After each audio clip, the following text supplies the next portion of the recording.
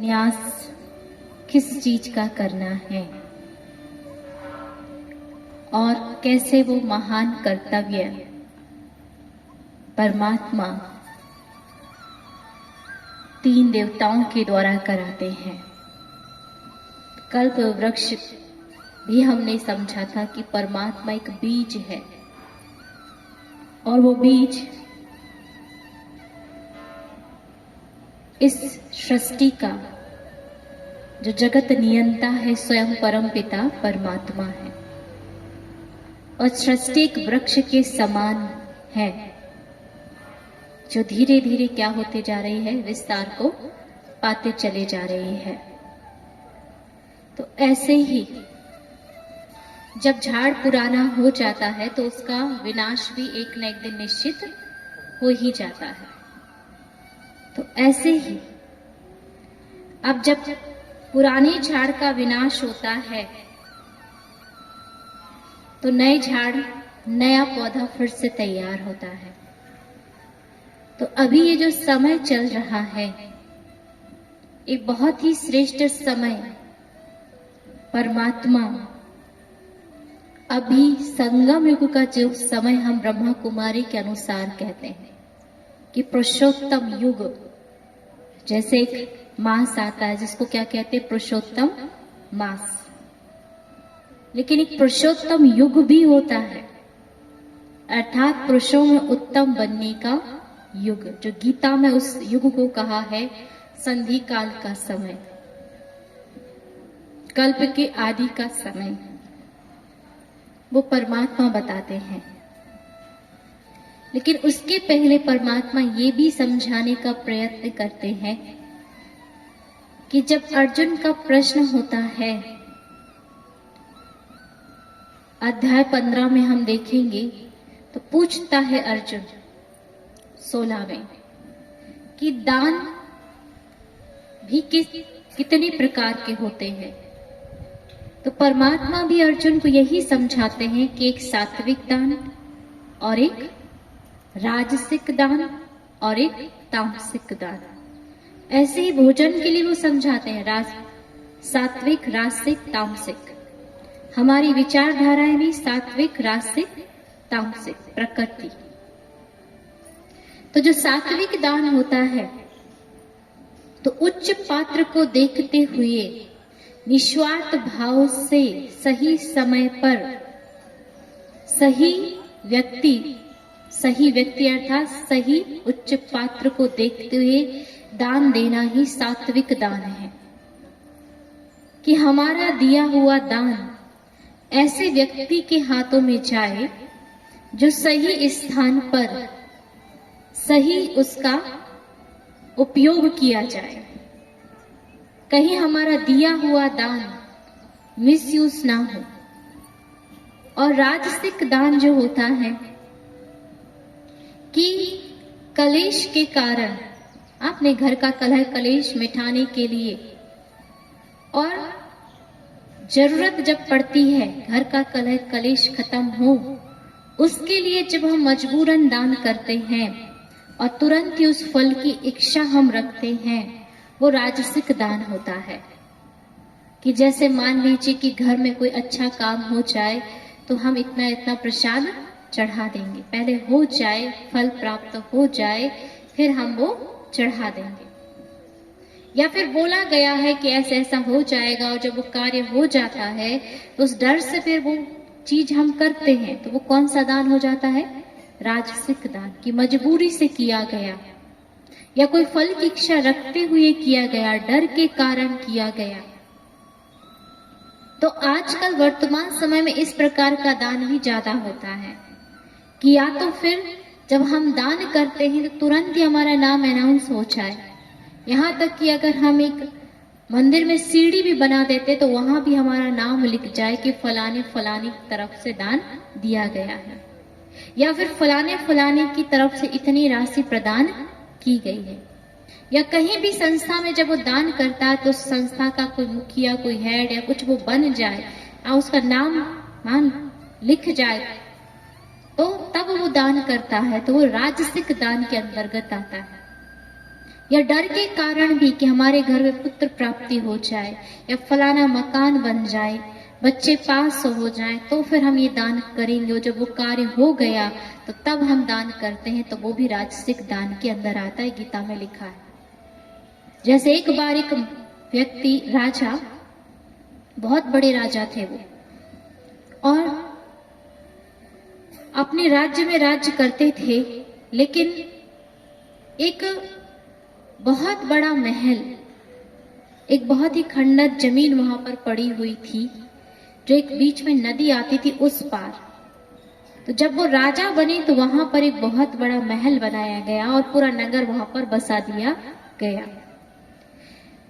तो इतनी मेहनत के बाद एक बहुत ही विशाल महल बना कि जिस महल में वो रहते थे उससे कई गुना ज्यादा बहुत अच्छा महल बनाया। अब जैसे जब वो महल तैयार हुआ बन करके, तो राजा को कहा गया कि अब उस महल की ओपनिंग है, उसका उद्घाटन करने के लिए जाना होगा। तो राजा बड़े खुश होकर के तैयार होते हैं उस महल की ओपनिंग करने के लिए। सब तो पहले से ही पहुंचे हुए रहते तैयारी करने के लिए। तो जब राजा जाते हैं तो बीच में नदी पड़ती है, उस नाव में बैठ करके उस महल में जाना होता है। तो जैसे उस नदी में नाव में बैठते हैं राजा, अचानक बीच में एक जोर से तूफान आता है और पूरी लहरें उठने लगती हैं नदी में और नाव डूबने के लिए हो जाती है। तो नाविक कहता है कि अब नाव को संभालना बहुत मुश्किल है, बचाना बहुत मुश्किल है, अब तो भगवान ही बचाए, अब कुछ हो नहीं सकता, हम सब डूब के ही रहेंगे, अब भगवान ही बचा सकता है। तो जैसे राजा ये बात सुनता है तो तुरंत ही उसकी मन में बात आती, एकदम डर जाता है और डर करके कहते भगवान बचा ले बचा ले। वो जो महल है उस महल को बेच करके जो पैसा मिलेगा मैं सब पैसे को जल्दी गरीबों में दान कर दूंगा। जैसे वो मन में संकल्प करते ही हैं, थोड़ी देर के बाद लहर खत्म हो जाती है और नाव फिर सीधी गति चलने लगती है। जब नाव सही रीति से चलने लगती है तो राजा सोचे पड़ जाते हैं कि बड़ी जल्दी सौदा कर लिया भगवान से, ये तो गड़बड़ हो गया, बहुत जल्दी सौदा कर लिया महल बेचने का, ऐसा ही नहीं किया। और मन में फिर उनके अंदर व्यर्थ आता, नहीं नहीं ऐसे थोड़ी कोई डूबने वाले थे जो मैंने इतने जल्दी सौदा कर लिया, महल इतनी बड़ी मुश्किल से बना, मैं उसको बेच दूंगा क्या, ऐसे मन में ख्याल चलने लगते हैं। थोड़े समय के बाद फिर से जोर से लहरें उठती हैं, फिर नाव डूबने को हो जाती है, फिर नाविक कहता अब तो भगवान बचाए, अब नहीं बच सकते। फिर राजा कहता नहीं नहीं भगवान माफ कर दीजिए, मैं पक्के में अब मैं ऐसे ही करूंगा, महल बेचूंगा और पूरा गरीबों को पैसा दान कर दूंगा, बस इस बार बचा लीजिए, अब मैं इस बार झूठ नहीं बोल रहा, आखिरी बार, बस आखिरी बार बचा लीजिए, अब मैं झूठ नहीं बोल रहा। वो मन में प्रतिज्ञा करता है। फिर थोड़े समय के बाद जैसे तैसे लहरें शांत होती हैं और वो फिर से नाव चलना शुरू हो जाती और फिर वो महल पहुंच जाता। अब तो प्रतिज्ञा भी कर ली, भगवान से पक्का वायदा भी कर लिया है कि महल को बेच करके उसका पैसा गरीबों में बांटा जाएगा। यहाँ उसकी ओपनिंग होती है, महल जाता है, राजा अंदर अपनी राजगद्दी पर बैठता है और राजगद्दी पर बैठते ही अनाउंस कर देता है क्या कि मैं इस महल को बेचने वाला हूँ। सब आश्चर्य में आ जाते कि अभी तो महल बना ही है, आज ही उद्घाटन है, आज ही बेचने का काम शुरू हो गया, राजा अभी बेचना चाहते, क्या हो गया राजा? तो मंत्री गड़बड़ी हैरान हो जाते, कहा बस मुझे महल बेचना ही है। और इस महल की कीमत है उस समय अनुसार कि इस महल की जो कीमत है 100 रुपया, और लेकिन एक शर्त है कि महल के साथ एक बिल्ली है, उस बिल्ली को भी खरीदना बहुत आवश्यक है और उस बिल्ली की कीमत है 5 लाख रुपया। बोले लगा देते हैं कि महल की कीमत 100 रुपया और बिल्ली की कीमत 5 लाख रुपया। तो एक उसमें से एक व्यक्ति उठता है, खड़ा होता है, 100 रुपए देता है कि महल हमारा, बिल्ली के पैसे बाद में। तो कहा बिल्ली के पैसे मिलेंगे तभी महल मिलेगा। फिर उस अनुसार उस राजा ने भी क्या चालाकी की कि 100 रुपया गरीबों में दान किया, 5 लाख जेब के अंदर। तो ये इस प्रकार का दान राजसिक दान माना मजबूरी में किया गया, डर से किया गया, तो आज का इंसान वो भी नहीं छोड़ता है। और तीसरा तामसिक दान, कि जैसे कुपात्र को देखकर, समय स्थान को न देखकर वो दान जो किया जाता वो तामसिक दान किया जाता, कुपात्र को दिया गया दान। अब कुपात्र कौन होते हैं? कि जैसे मान लीजिए आप कहीं जा रहे हैं रोड में या मंदिर के बाहर, कोई भिखारी खड़ा हुआ है, आपने उसको 100 रुपया दे दिया और 100 रुपए का उसने चुरा खरीद लिया और किसी का मर्डर कर दिया और उसका पाप आपके सिर पर आ गया, ये तामसिक दान है। फिर इसको चुकता कैसे करना होता है? चुकाना भी तो पड़ता है ना। तो इसको चुकतू कैसे किया जाएगा? अगला जन्म होता है। आप एक ट्रेन में सफर कर रहे हैं, बहुत भीड़ लगी हुई है, कहीं जगह नहीं है, सीट नहीं है बैठने की, लेकिन एक सज्जन व्यक्ति कहते हैं आइए बैठिए। क्या कहते हैं? हाँ बैठिए। तो इतने सारे लोग और भी खड़े हुए थे, लेकिन किसी को बैठने के लिए उस व्यक्ति ने नहीं कहा। आपको ही क्यों कहा? क्योंकि ये पार्टनरशिप है, ये कार्मिक अकाउंट है जो पूर्व जन्म में आपने उसको छुरे के लिए पैसे दिए थे ना, अब चुकतू करने का समय आ गया, जो पाप सिर पर चढ़ जाता है। आपको ही उसने बैठने का निमंत्रण दिया, आप बैठ जाते हैं, आपके और उनके बीच में वार्तालाप चलती है, दोनों की बातें चीतें होती हैं। बीच में हम देखते हैं अचानक से कोई बीच स्टेशन से 4-6 लोग आते हैं भड़बड़ाते हुए और उस व्यक्ति को गाली देना और मारना शुरू कर देते हैं। अब वो व्यक्ति सोच रहा है तो कितना सज्जन व्यक्ति है जो बैठने के लिए जगह देता है, और ये लोग उनको क्यों बड़बड़ाए जा रहे हैं और क्यों उसको मारपीट कर रहे हैं उसके साथ। अब वो कुछ नहीं बोल रहा है जिसके साथ मारपीट हो रही है, लेकिन आप बीच में पड़ गए कि भाई ऐसा क्यों कर रहे हैं। तो वो 4-6 लोग क्या समझ जाते हैं, आप भी इनके साथ मिले हुए हो, आप भी इनके साथ मिले हुए, आपकी कोई गलती नहीं थी, उसके साथ साथ आपको भी मारपीट करके चले गए। आप सोचेंगे मैंने तो कुछ किया नहीं था, मैं तो निर्दोष हूँ। वो व्यक्ति सोच रहा है कि मैं तो निर्दोष हूँ, मैंने तो कुछ किया ही नहीं था, लेकिन था पूर्व जन्मों का कुछ कार्मिक अकाउंट। जो पार्टनरशिप थी, आपकी भागीदारी थी, वो इस जन्म में कोई ना कोई कारण रूप बन करके आपको कुछ भी अता पता नहीं है, हुआ क्या, कहाँ से शुरू हुआ, कैसे शुरू हुआ, मेरा पिटाई किस कारण से हुई, कुछ पता नहीं है, घटना कैसे हो गई। ये है पूर्व जन्मों का हिसाब किताब। ये तामसिक दान के अंतर्गत आता है। तो ऐसे दान तो फिर कई लोग कहते हैं कैसे जाने ये कुपात्र है, सुपात्र है, किसको दान दे किसको दान ना दे। इससे अच्छा अगर आपको समझ में नहीं आता है तो आप दान ही मत दो, कम से कम हिसाब किताब तो नहीं बनेगा। हाँ, क्योंकि इसी जन्म का तो हम चुका नहीं पा रहे, खुद का ही कार्मिक अकाउंट, और हम ऐसे दे दे करके और क्यों बोझ हम अपने सिर पर ले लेते हैं। और समझ में आता तो फिर तो बात ही मत पूछो, और समझ में नहीं आ रहा है तो दान ही नहीं दो, दान ही नहीं दो। तो इस प्रकार से परमात्मा समझाते हैं अर्जुन को। फिर अर्जुन का अगला ये सवाल, और भी सवाल होते हैं कि जब वो ज्ञान के लिए पूछते हैं कि ये जो ज्ञान है, इतना ऊंचा ज्ञान जो आप हमें दे रहे हैं, ये पहले कब दिया? तो परमात्मा कहते हैं कि हे अर्जुन, ये ज्ञान मैंने कल्प के आदि में, ये ज्ञान मैंने कल्प के आदि में सूर्य को दिया। ध्यान से सुनिएगा, क्या कहा? ये ज्ञान मैंने अर्जुन कल्प के आदि में सूर्य को दिया। सूर्य ने अपने पुत्र मनु को दिया, मनु ने इक्ष्वाकु को दिया। फिर ये ज्ञान राज ऋषियों के पास परंपरागत चला, फिर ये ज्ञान ऋषियों के पास पहुंचा, फिर धीरे धीरे अर्जुन ये ज्ञान विलुप्त हो गया। ध्यान से सुनिएगा, क्या कह रहे परमात्मा? ये ज्ञान मैंने अर्जुन कल्प के आदि में सूर्य को दिया, सूर्य ने अपने पुत्र मनु को दिया, मनु ने इक्ष्वाकु को दिया। फिर ये ज्ञान आचरण में आ गया, माना हमारे कर्मों में आ गया, तो परंपरागत चला, फिर आगे चलकर ये ज्ञान राज ऋषियों के पास पहुंचा। फिर अर्जुन ये ज्ञान विलुप्त हो गया, प्राहलोप हो गया। अब मैं अर्जुन फिर से ज्ञान तुझे दे रहा हूं।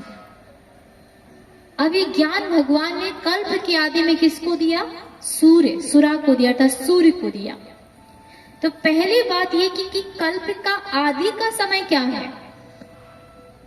तो कल्प का आदि का समय होता है जैसे दिन और रात, मिला के ना दिन रात होता है। तो 7 दिन मिलाकर के एक सप्ताह होता है, जैसे 24 घंटा मिलाकर के एक दिन, ऐसे ही 7 दिन मिला के एक सप्ताह, ऐसे ही एक माह, और फिर 12 माह मिलाकर के एक वर्ष।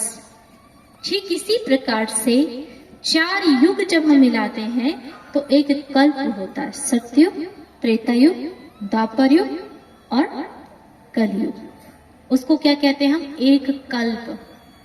तो कल्प के आदि में अर्थात कलयुग की समाप्ति के समय और सतयुग की शुरुआत के समय, जैसे सुबह होती है ना, तो सुबह से पहले एक और सुबह होती है जिसको हम क्या कहते हैं? ब्रह्म मुहूर्त का समय।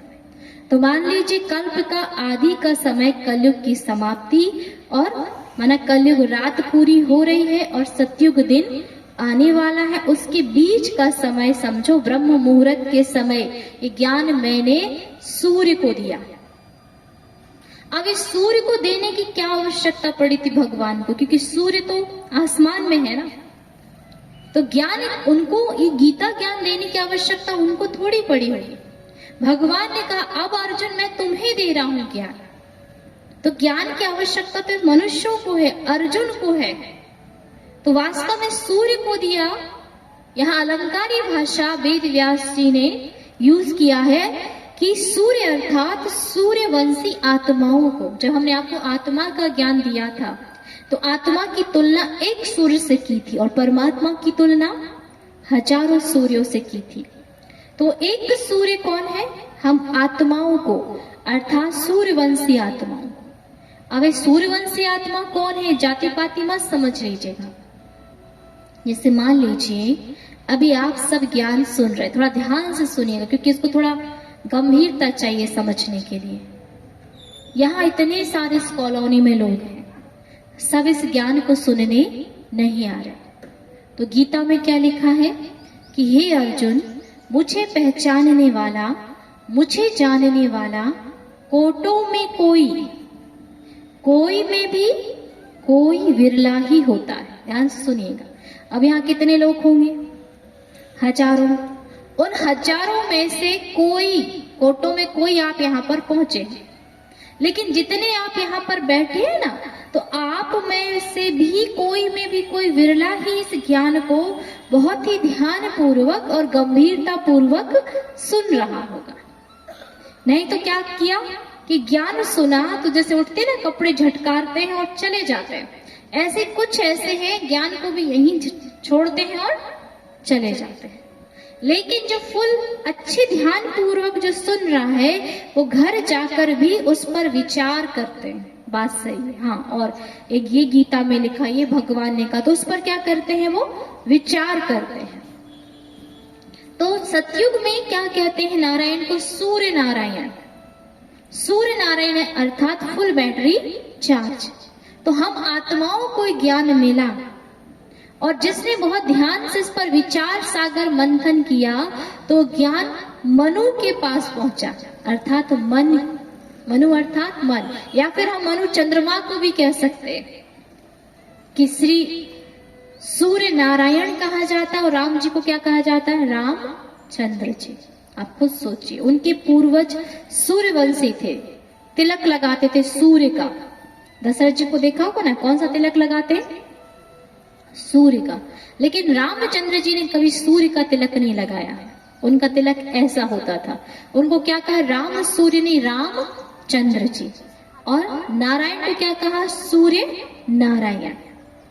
तो सूर्य नारायण सतयुग में थे, जहां हम सर्वगुण संपन्न थे, 16 कला संपूर्ण थे, हम देवी देवता थे, जहां कोई भी प्रकार की अशांति नहीं थी, जहां शेर गाय एक घाट पर पानी पीते थे। फिर जन्म लेते लेते कहाँ आ गए हम? त्रेता युग में। थोड़ी सी त्रुटि शुरू हो गई तो सूर्यवंशी से हम क्या बन गए, चंद्रवंशी, इसलिए कहते रामचंद्र।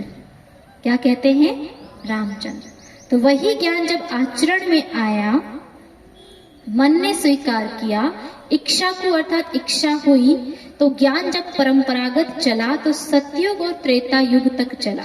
कहां तक चला, सतयुग और त्रेता युग तक चला। हमारे कर्मों में ज्ञान था। समझिए थोड़ा सा कि वहां पर सतयुग और त्रेता में किसी प्रकार की भक्ति नहीं होती थी। ध्यान से सुनिएगा। वहां श्री कृष्ण और श्री राधे का राज्य चलता था, जहां हम सर्वगुण संपन्न थे, 16 कला संपूर्ण थे। भक्ति ही हमारा, कर्म ही हमारी भक्ति थी, चरित्र ही हमारा पूजा था। वहां हमको आडंबर दिखावटी करना नहीं पड़ता था। कहां पर, सतयुग और त्रेता में हम 16 कला संपूर्ण थे। ना डॉक्टर की जरूरत थी, ना पार्लर की जरूरत थी, क्योंकि थी ही वो बहुत खूबसूरत दुनिया। वहां आयु हमारी 150 वर्ष की थी। कोई बीच में नहीं जाता था, जैसे वहां कोई 10 साल में चला गया, कोई 20 वर्ष में चला गया, ऐसे वहां जाते नहीं थे। वहां अकासुर, बकासुर, महिषासुर कुछ भी होते नहीं थे। वो हम समझेंगे विस्तार में। बहुत खूबसूरत दुनिया थी वो, सतयुग और त्रेता युग। तो इसलिए कहा परंपरागत चला, आचरण में आया। वहां हमारे आचरण इतने अच्छे थे, हमारा दृष्टिकोण बहुत पवित्र था, हम सबको आत्मिक दृष्टि से देखते थे, इसलिए नर और नारी दोनों ही स्वतंत्र थे। वहां चेहरे पर चमक इतनी थी कि दूर से ही चमकते थे कंचन काया। वहां पार्लर जरूरत नहीं थी, और इतने खूबसूरत होने के बाद भी हम इस देह का भान नहीं होता था। और भक्ति ही हमारी, जो चरित्र होते थे, हमारे गुण होते थे, चरित्र ही हमारी पूजा होती थी। वहां हमको ऐसे आडंबर करने की आवश्यकता नहीं पड़ती थी, और ना भगवान से हाथ जोड़कर मांगना पड़ता था, क्योंकि पूरा भारत एक मंदिर के समान था। सुन रहे हैं भाई लोग, पूरा भारत एक मंदिर के समान था, और उस मंदिर में देवी देवताओं का राज्य चलता था। और देवी देवता कौन थे, हम ही थे। कौन थे, हम ही थे। और धीरे धीरे जब द्वापर कालीन आया, सीढ़ियां नीचे उतरते आए हम, द्वापर कालीन आया तो हे अर्जुन, ये ज्ञान राज ऋषियों के पास पहुंचा। थोड़ा गंभीरता सुनिएगा, कोई की आंख बंद तो नहीं है, हा? हे अर्जुन, ये ज्ञान फिर राज ऋषियों के पास पहुंच गया। द्वापर कालीन में ये ज्ञान जब हमारे यहाँ वेद व्यास जी या और भी जो संत महात्मा आए, जब वो ध्यानस्थ अवस्था में आए, लोगों के अंदर मिलावट शुरू हो गई, भक्ति शुरू हो गई, आडंबर दिखावटी शुरू हो गया, विभिन्न धर्मों में कन्वर्ट लोग होने लगे। भक्ति जो भगवान की और हम जो मूर्तियां थी उनकी हमने पूजा शुरू कर दी। अर्थात हम खुद देवी देवता थे, तो हमने अपने ही चित्र बना करके कहे या अपने ही पूर्वजों की हमने भक्ति करना शुरू कर दी। आज भी आपके घर में पूजा होती होगी, और एक वर्ष में जो एक पूजा होती है कईयों के घर में, तो क्या कहते हैं, कुल देवी की पूजा। कौन सी पूजा, कुल देवी या कुल देवता। माना हम उनके कुल के थे, तो हमारे पूर्वज कौन थे, देवी और देवता। कौन थे, देवी और देवता।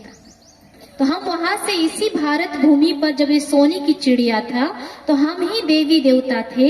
लेकिन धीरे धीरे धीरे द्वापर कालीन तक आते आते हमारे गुण विलुप्त होने लगे, हमारा अस्तित्व हम भूलने लगे, और हम देवी देवताओं से साधारण मनुष्य बनने लगे, बुराइयां आने लगी। और भारत में बुराइयों की जब प्रवेशता हुई, तो इस भारत को संभालने के लिए हमारे यहाँ बड़े बड़े ऋषि मुनि निकले। और वो ऋषि मुनि कैसे निकले, घर बार छोड़ करके जंगलों में जाकर के उन्होंने तपस्या की। तो बहुत बड़ी भूमिका थी हमारे भारत को बचाने की हमारे ऋषि मुनियों की। जैसे जब मकान पुराना हो जाता है ना, तो मकान की क्या करनी होती है, हाँ, रिपेयरिंग करनी होती कि नहीं करनी होती। ऐसे ही भारत पुराना होता है, तो भारत की रिपेयरिंग के लिए कौन निकलते हैं, हमारे साधु संत महात्मा।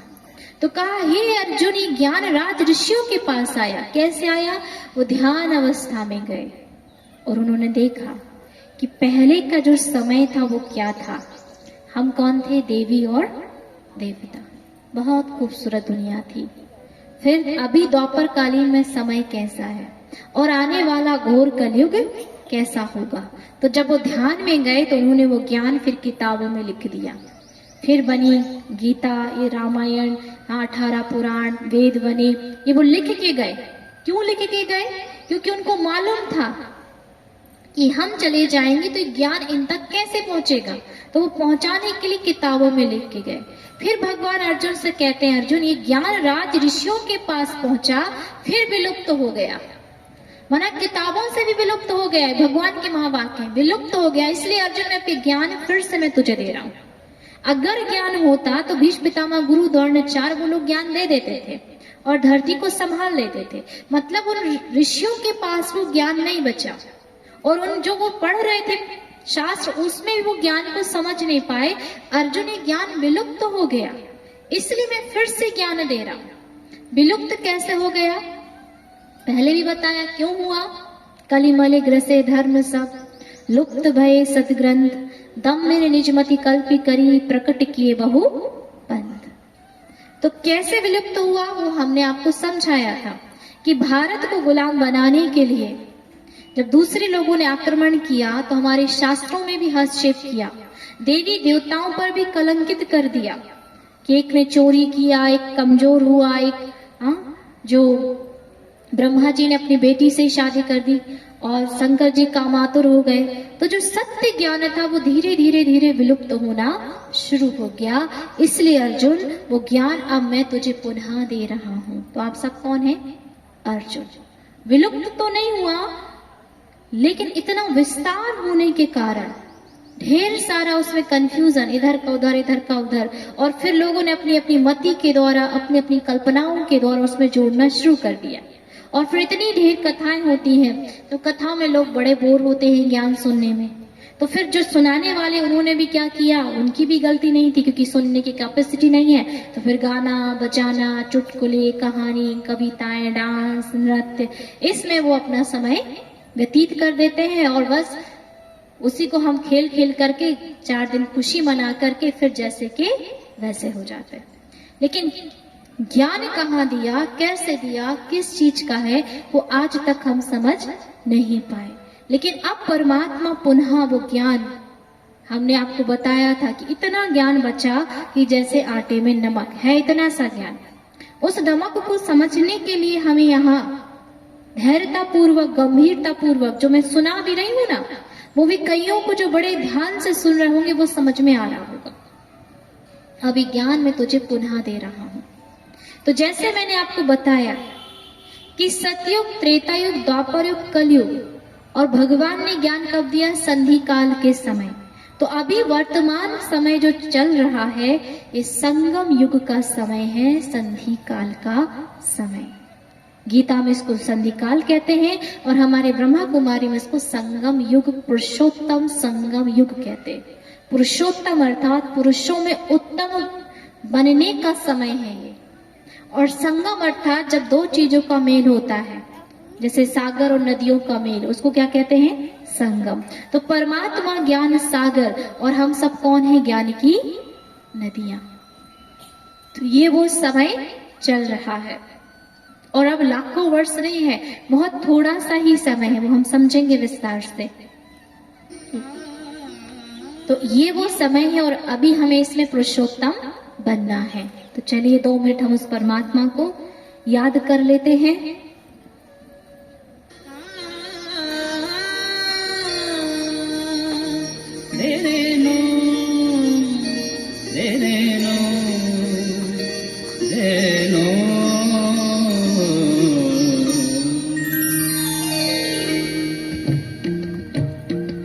ताली भी बजा लेंगे तो आला से जुड़ा। मंडल पर स्वर्ग रचाने आया, रचना का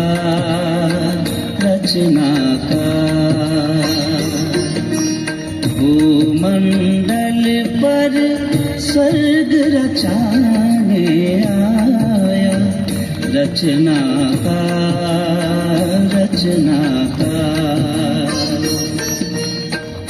रूप विचित्र रंग निराला, रूप विचित्र रंग निराला अनोखा चित्रकार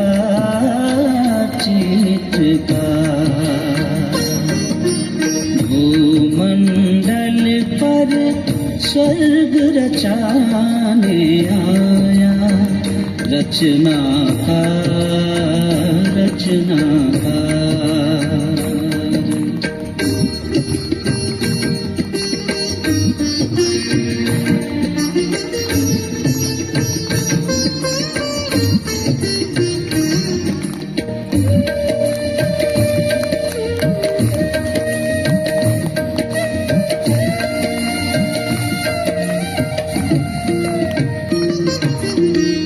ज्योति बिंदु स्नेह सिंधु प्रेम सुधारस बरसाए ज्ञान की मुरली सुनाए जब वो अंतर मन हर्षाए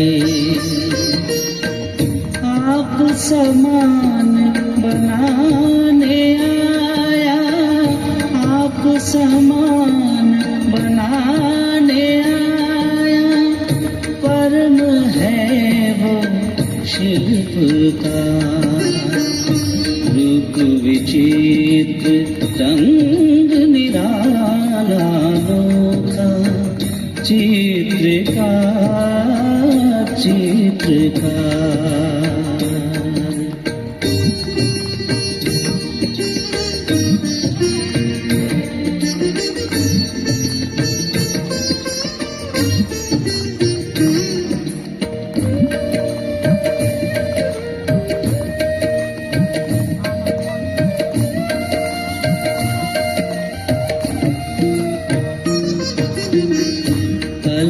कल्प के संगम युग में परिवर्तन की बेला में उपकार किया है रूहों पर महामिलन की बेला में पावन करने सारी सृष्टि का लिए तन आधार रूप विचित्र रंग निराला अनोखा चित्रकार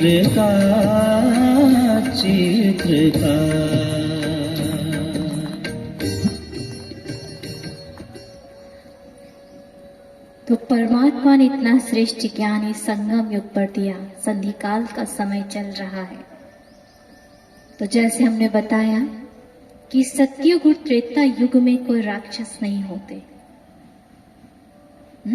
आप कहेंगे होते? नहीं होते। बहुत खूबसूरत दुनिया होती है, चलो मान लेते होते हैं, लेकिन आप नाम से सोचिए ना।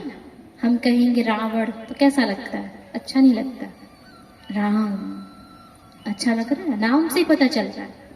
सत्य युग माना सत्यता का युग, जहाँ असत्य का नाम निशान नहीं। सत्य युग होंगे वहां राक्षस।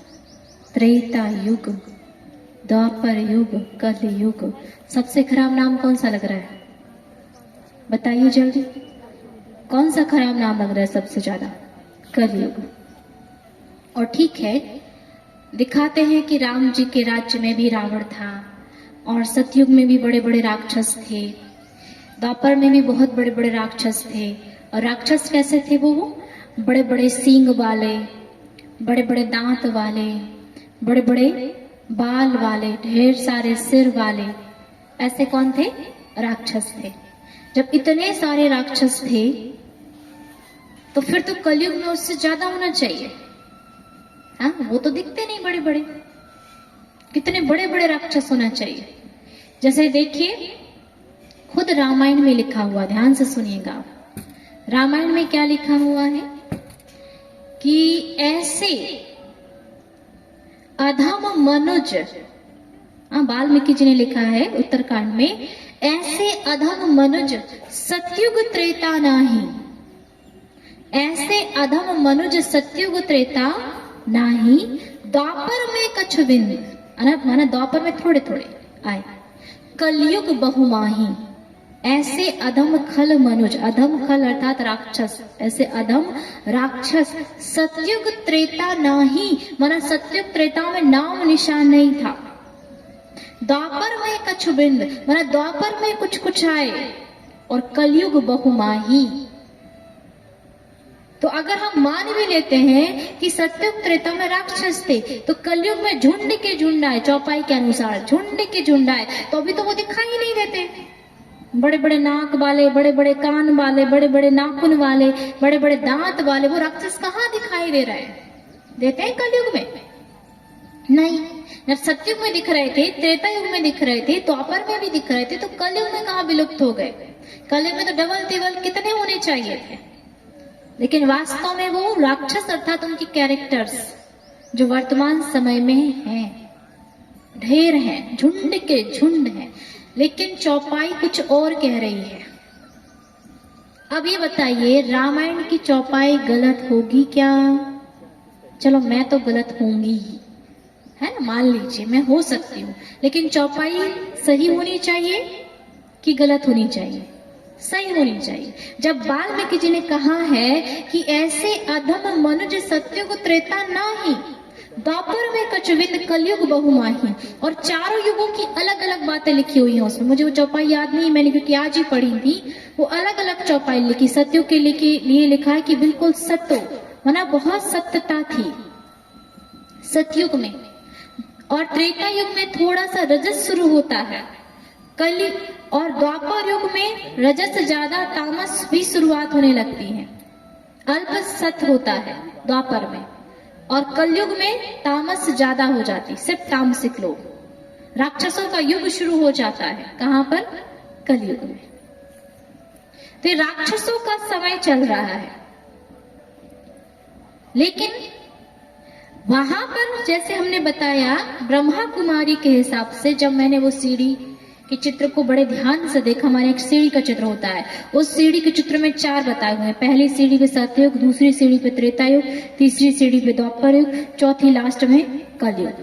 तो पहली सीढ़ी में बताया कि वहां श्री कृष्ण श्री राधे का राज्य होता है, जहाँ सिर्फ खुशियां होती हैं। हमने आपको बताया, जहाँ से एक घाट पर पानी पीते हैं, बहुत मिलजुल कर रहते हैं, जहाँ ना कोई बीमारी होती है, ना किसी की काया खराब होती है, बहुत सब खूबसूरत होते हैं, बहुत एकता से, बहुत प्रेम से रहते हैं। द्वापर युग त्रेता युग में भी ऐसे ही होता है। द्वापर कालीन में धीरे धीरे मिलावट शुरू हो जाती है, कलयुग आते आते आते आते हम बिल्कुल भ्रष्ट बन जाते हैं। और यही बातें और शास्त्रों में भी लिखी हुई हैं, और शास्त्रों में भी लिखी हुई है। गीता में भी जो बातें अर्जुन को समझा रहे हैं, तब उस समय समझ में आता है कि भगवान अभी की बात है, जो 5000 वर्ष पहले महाभारत हुई थी, जब ऐसी कंडीशन आ गई थी धरती पर, जब राक्षसों का राज जा गया था, तब भगवान ने ज्ञान दिया था। लेकिन चौपाई कुछ और बोल रही है, और अगर हम कहानी देखते तो कहानी में तो कुछ और बताया है, कहानी कुछ और बता रही है। अगर हम देखते हैं कि चलो, जैसे भी अगर हम रामायण को भी देखें, अब चौपाई में बता रहे कि ऐसे अधम मनुज सत्युग त्रेता नहीं, द्वापर में कछु बिंद, कलयुग बहुमाही। और भी चौपाई उत्तरकांड में और भी दोहा आते, उसमें 61वां 62वां दोहा, उसमें बताया हुआ है, आप लोगों ने भी पढ़ी होंगी, दैहिक दैविक भौतिक तापा, राम राज काहू नहीं व्यापा। माना इतनी खूबसूरत वो दुनिया थी जहाँ दैहिक शारीरिक प्राकृतिक खुशियां थी, किसी प्रकार का कोई कष्ट नहीं था। ऐसा प्यारा सा राम राज्य था। राम राज्य की हम कल्पना करते हैं कि राम राज्य आए, राम राज्य आए। अच्छा, पहले आप ये बताइए कि आप में से कौन कौन चाहता है कि राम राज्य आए? हाथ ऊपर कीजिए। तो फिर तालियां बजाइए।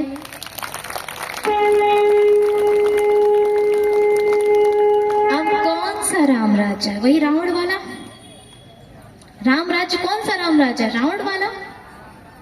कि बस राम जी बेचारे दिन रात सीता जी को ढूंढते रह जाए, और जैसे तैसे ढूंढ भी लिया तो फिर उनको कलंकित करके भगा दिया जाए? वो वाला राम राज्य चाहिए। लेकिन देखिए रामायण की चौपाइयां क्या कह रही हैं कि जहां दैहिक दैविक शारीरिक प्रकृति कोई कष्ट नहीं था, और ही चौपाइयां हैं। अल्प मृत्यु कबू नहीं पीरा, सब सुंदर सब विरुज शरीरा। अल्प मृत्यु माना वहां अल्प मृत्यु नहीं होती थी, बीच में कोई नहीं जाता था। कबू नहीं पीरा माना किसी प्रकार का तकलीफ, शारीरिक दर्द, मानसिक दर्द, सामाजिक कष्ट, कोई भी प्रकार का कष्ट पीड़ा वहां पर नहीं थी।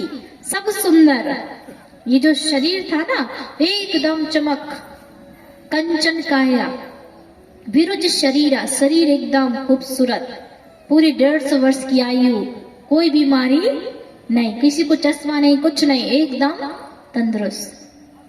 सब नर करहि परस्पर प्रीति, मैं अपनी तरफ से नहीं बोल रही, रामायण में लिखा हुआ है, ध्यान से सुनिएगा।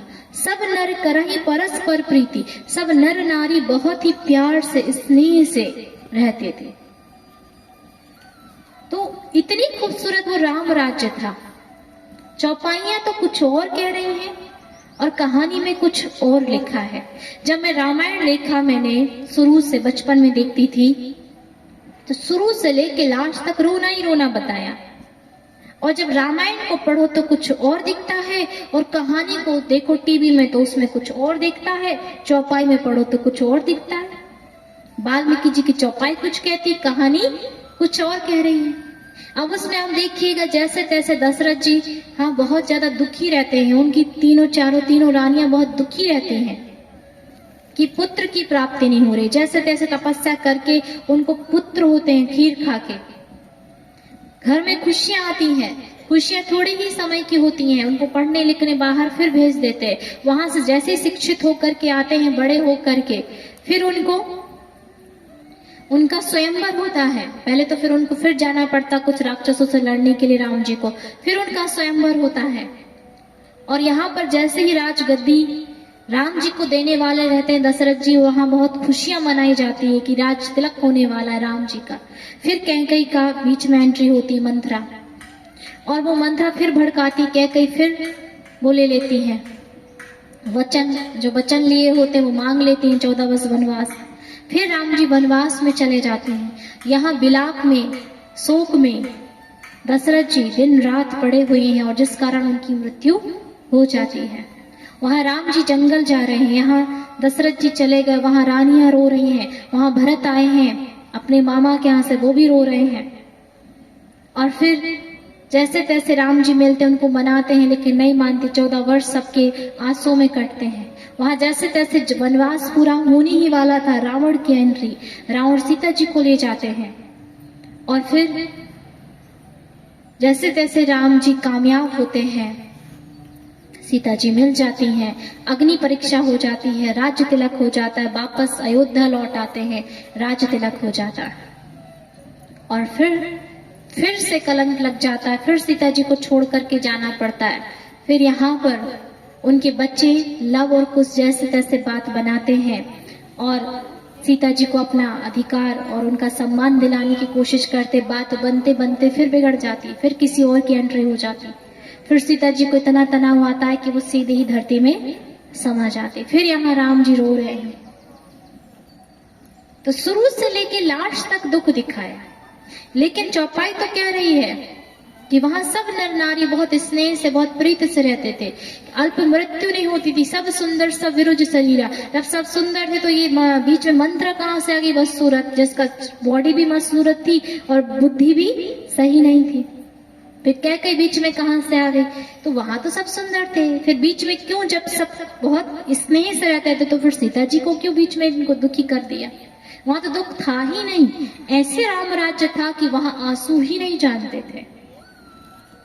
चौपाई के अनुसार वहां कोई रोता नहीं था, सब बहुत प्यार स्नेह से रहता था, बहुत खुशियों से रहता था, बहुत आनंद से रहता था। वो राम राज्य था। लेकिन इसने तो शुरू से लेकर लास्ट तक रोना रोना रोना रोना दिखाया। मैं किसी की बुराई नहीं कर रही हूं, लेकिन खुद रामायण में चौपाई कितनी ऊंची लिखी हुई है, और कहानी में क्यों शुरू से लेकर लास्ट तक रोना दिखाया? तो वास्तव में वो कहानी मर्यादा पुरुषोत्तम श्री राम की नहीं, बल्कि हम सीताओं की है। जैसे एक प्रसंग आता है, उसके द्वारा मैं समझाने की आपको कोशिश करती हूँ कि रामायण में एक अच्छा प्रसंग आता है कि जब जंगल में सीता जी राम जी पंचवटी कुटिया में थे, वनवास पूरा होने ही वाला था, तो सीता जी फूल तोड़ने के लिए गई हुई थी, है ना। और फिर उसी बीच में एक हिरण आ जाता है। हिरण देखा होगा आपने। वो हिरण आता है और सीता जी की नजर उस हिरण पर चली जाती है। और हिरण बहुत सुंदर होता है, सोने का होता है वो हिरण। और सीता जी उसको देख करके ही उसके मुंह में फंस जाती हैं, माया जाल में आ जाती हैं। और वो राम जी को आवाज लगाती है, स्वामी स्वामी, मैंने बहुत सुंदर एक हिरण देखा, उससे सुंदर मैंने कहीं नहीं देखा, सोने का हिरण है, वो चाहिए। अब यहाँ पर राम जी सीता जी को समझा रहे हैं कि सोने का हिरण ये तो प्रकृति के विरुद्ध है, ऐसा सोने की चीज तो प्रकृति में होती नहीं है कि कोई हिरण कोई जीव हो सोने का। लेकिन सीता जी नहीं मानती। मान लेना चाहिए ना, आप मान लेंगे क्या? मान लीजिए यहाँ से गाय जा रही है, हाँ, और मैंने कह दिया वो गाय जा रही सोने की, मान लेंगे क्या? मान लेंगे क्या? नहीं मानेंगे। तो फिर सीता जी को क्यों ये बात समझ में नहीं आ रही कि वो सोने का हिरण हो नहीं सकता? फिर चलो ठीक है, पता नहीं, फिर आगे हम समझेंगे। फिर राम जी उनको समझाते, क्या करोगे सीते, क्या करोगे जानकी? जानकी कहते थे ना वो, तो कहते थे कि सीता जी ने कहा कि हमारा वनवास पूरा होने जा रहा है, हम वन की भेंट अपनी माताओं को देंगे और उस हिरण के पैर में घुंघरू बांधेंगे, वो महल के अंदर छम छम छम चलेगी तो छम छम छम छम बजेगा, बहुत अच्छा लगेगा। अब पहली बात तो हिरण छम छम चलेगा ही नहीं, वो इतना छलांग लगाता है कि बात मत पूछो, हाँ, धीरे धीरे चलेगा क्या? ठीक है। फिर राम जी ने कहा, जानकी अगर वो जिंदा नहीं मिला तो कहा मार के ले आए, हिंसा और सीता माता कराए, ये सही है क्या? अगर उन्होंने मारने की बात यहाँ पर कह दी तो फिर जब वो वनवास गई थी और लव कुश के साथ जंगल में लकड़ी काटने गई थी, अगर आपने पुरानी रामायण देखी हो तो लव ने क्या किया कि कुल्हाड़ी उठा करके वो हरे भरे पेड़ को काट रहा था। तो सीता मैया ने उनको समझाते हुए कहा था कि धरती हमारी माता है, पेड़ तुम्हारा भाई है, और हरे पेड़ को नहीं काटना चाहिए, उससे पाप पड़ता है, उनको तकलीफ होता है। हाथ जोड़कर पहले उनसे माफी मांगो, यहाँ हम सब सूखी लकड़ियां लेने आए हैं। तुरंत ही उनको हाथ जुड़वाया और हाथ जोड़ करके लव ने माफी मांगी। वहां पेड़ को काटने की परमिशन नहीं दे रही माती, और यहाँ हिरण को मारने की कैसे दे रही है? हाँ? फिर आगे जब राम जी नहीं समझाते तो फिर क्या कहते हैं वो लक्ष्मण जी से, ध्यान से सुनिएगा, कि लगता है लक्ष्मण जानकी की इच्छा पूरी करनी पड़ेगी। और वो लक्ष्मण पर सौंप करके जिम्मेवारी राम जी चले जाते हैं। 1 2 3 बार ही समझाया राम जी ने, लेकिन नहीं समझी, और वो चले जाते हैं। और जैसे उस हिरण के पीछे भागते हैं तो वो तो राक्षस बन जाता है, राक्षस मरीक्ष, और वो जोर जोर से उसको वार लगता है तो जोर जोर से चिल्लाता है, लक्ष्मण सीते, लक्ष्मण सीते। तो वहां जो पंचवटी कुटिया तक आवाज जाती। पंचवटी कुटिया अर्थात हमारा शरीर कितने तत्वों का बना हुआ है? 5 तत्वों का, तो पंचवटी कुटिया। जब सीते तक आवाज जाती है तो वो लक्ष्मण जी को कहती है कि आपके राम भैया संकट में तुरंत बचाने जाओ। लक्ष्मण जी समझा रहे हैं कि उन्हें कुछ नहीं हो सकता है, लेकिन सीता जी मानने तैयार नहीं। किसी को नींद तो नहीं आ रही? सीधा होकर बैठो, देखिए मुझे दिख जाता है यहाँ पर, जो सोते हैं ना मुझे दिखाई दे जाता है, सोने नहीं आया, जागो जागो, आलस को खत्म करो, क्योंकि काम क्रोध लोभ मोह अहंकार, छठा विकार उसी के समान एक सबसे बड़ा है, वो है हमारे जीवन का आलस्य। वो भी कम नहीं है किसी से, अच्छे अच्छों को आलस में ला करके धकेल देता है। तो जब सीता जी लक्ष्मण जी समझाते तो सीता जी नहीं मानती, और फिर लक्ष्मण जी बार बार समझाने का प्रयत्न करते, नहीं मानते, तो वो एक रेखा खींचते हैं और चले जाते हैं और माते से कहते हैं आप बाहर नहीं जाना है आपको इसके। और फिर रावण आता है, वेश बदलता है और वो संत का वेश ले लेता है, और फिर जब सीता जी उनको देने जाती हैं तो वो रेखा पार करने के लिए कहता है, रेखा पार वो नहीं करती हैं तो वो कहते तेरे राम को वो हिरण मार मार करके घायल कर देगा, ऐसा कर देगा, मैं श्राप देता हूँ। तो जैसे वो श्राप देने के लिए होता है तो सीता जी कहती नहीं नहीं नहीं, श्राप मत दीजिए, श्राप मत दीजिए, और दौड़ के वो रेखा पार करती हैं और रावण अपने असली रूप में आता है, सीता जी को पकड़ के ले जाता है। ये एक प्रसंग है, ठीक है। पहली बात, इस प्रसंग में जब सीता जी को ले गए तो फिर सब लोगों ने रोना शुरू कर दिया, सीता जी को क्यों ले गए, सीता जी को क्यों ले गए। वाल्मीकि जी से प्रश्न करने लगे तो वाल्मीकि जी ने कहा सीता जी को नहीं ले गए, किसको ले गए, सीता की छाया को ले गए। किसको ले गए, सीता की छाया को ले गए। तो लोगों ने कहा ठीक है ठीक है, फिर ठीक है। अब पहली बात कि सीता की छाया को कैसे ले जाया जा सकता है, अर्थात सीता की छाया को ले गए, नकली छाया, नकली सीता को ले गए, असली चीज सीता कहाँ थी फिर, तो कहा वो बिल्कुल सुरक्षित थी। कहाँ सुरक्षित थी, अग्निदेव के पास, ऐसे कहते हैं ना, अग्निदेव के पास सुरक्षित थी। तो फिर ये कौन सी सीता थी जिसको ले गया रावण पकड़ के, असली सीता तो कहा अग्निदेव के पास सुरक्षित थी और सीता की छाया को रावण ले गया। अब मेरी छाया को कोई मुझसे ले जा सकता है क्या, नहीं। तो वो नकली सीता की बात थी, अग्निदेव के पास सुरक्षित। अर्थात हम आपको बता दें कि सतयुग में वही सीता क्या थी, लक्ष्मी। क्या थी, लक्ष्मी, अग्नि स्वरूपा, फुल बैटरी चार्ज, मर्यादा पुरुषोत्तम। किसी रावण ले जाने की तो दूर की बात, कोई उन पर बुरी दृष्टि भी नहीं डाल सकता था। हम सब अग्नि स्वरूपा थे, माना हम सब की आत्मा रूपी शक्ति बहुत शक्तिशाली थी। त्रेता युग तक वो लक्ष्मी क्या बनी, सीता बनी। उस सीता भी वो मर्यादा पुरुषोत्तम थी, अग्नि स्वरूपा थी, राम के साथ थी, उनका कोई बाल वाका नहीं कर सकता था। लेकिन उसकी छाया नकली को ले गए।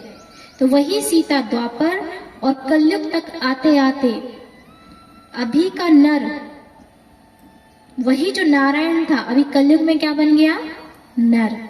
और वही जो लक्ष्मी थी आज क्या बन गई, नारी। तो वही लक्ष्मी, फिर सीता, फिर कलयुग तक आते आते क्या बन गई, साधारण नारी। तो हम सब आत्मा रूपी सीता की बात है। कौन सी बात, आत्मा रूपी सीता की बात। जब तक हम सब, ये मत सोचिएगा भाई लोग की बात, माँ बहनों की बात है। किसकी बात है, शरीर को मत देखिए, किसको देखिए, आत्मा को। तो जब तक हम सत्ययुग त्रेता में थे, सर्वगुण संपन्न थे, आत्मिक स्मृति हमें थी, माना हमें याद था कि हम कौन हैं, हम मर्यादित हैं, तो हमारी पूजा होने लगी। हम बिल्कुल देवी देवताओं की तरह बिल्कुल पवित्र थे, छोटे बच्चों की तरह। जैसे आजकल के छोटे बच्चे होते हैं ना, खेलते हैं, कूदते, एक दूसरे का हाथ पैर पकड़ते हैं, उनके अंदर चंचलता नहीं होती है। तो वैसे जो आज के नन्हे नन्हे बच्चे हैं ना, वैसे ही उतने ही समान ये 5-5 फीट के देवी देवता पवित्र थे, इसलिए आज तक इनकी पूजा हो रही है। ये पवित्र देवी देवता थे। तो हम सतयुग त्रेता में बिल्कुल पावन थे। कलयुग तक आते आते आते आते हम आप पवित्र बन गए, माना सिर्फ सीता की छाया रह गई, आत्मा रूपी सीता। और ये पंचवटी कुटिया, ये शरीर क्या हमारा, पंचवटी कुटिया में कौन बैठी है, आत्मा रूपी सीता। तो जब हम आत्मा रूपी सीता की नजर किस पर जाने लगी, सोने के हिरण पर। किस पर जाने लगी, सोने के हिरण पर। तो पहली बात, सोने का कोई हिरण नहीं होता है। हिरण की तुलना किससे कहते हैं, मृग तृष्णा। पुराने लोग बोल के गए ना, मृग तृष्णा माना लालच, माया, उस पे हमारा आकर्षण जाने लगा और फिर हम उसी की तरफ भागने लगे। और फिर सीता राम जी से कहती, हिरण लेकर के आओ मेरे लिए, राम जी हिरण लेकर के आओ, आप मेरे पास से जाओ, हिरण लेकर के आओ। और आप भी यही मंदिर में जाकर कहते हो। कभी मंदिर में भगवान से भगवान को मांगा है, कभी बताइए, कभी भगवान, आप खुद सोचिए, भगवान से भगवान को मांगना चाहिए। कि उनसे चीजें वस्तुएं मांगना चाहिए? क्या मांगना चाहिए? अभी तक हमने क्या मांगा? भगवान से भगवान को मांगा कि भगवान से मृग की तरह चीजें मांगी?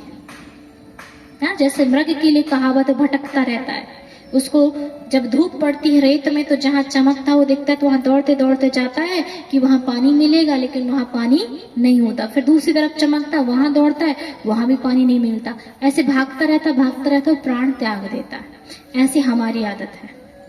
हम भगवान से क्या मांग रहे हैं?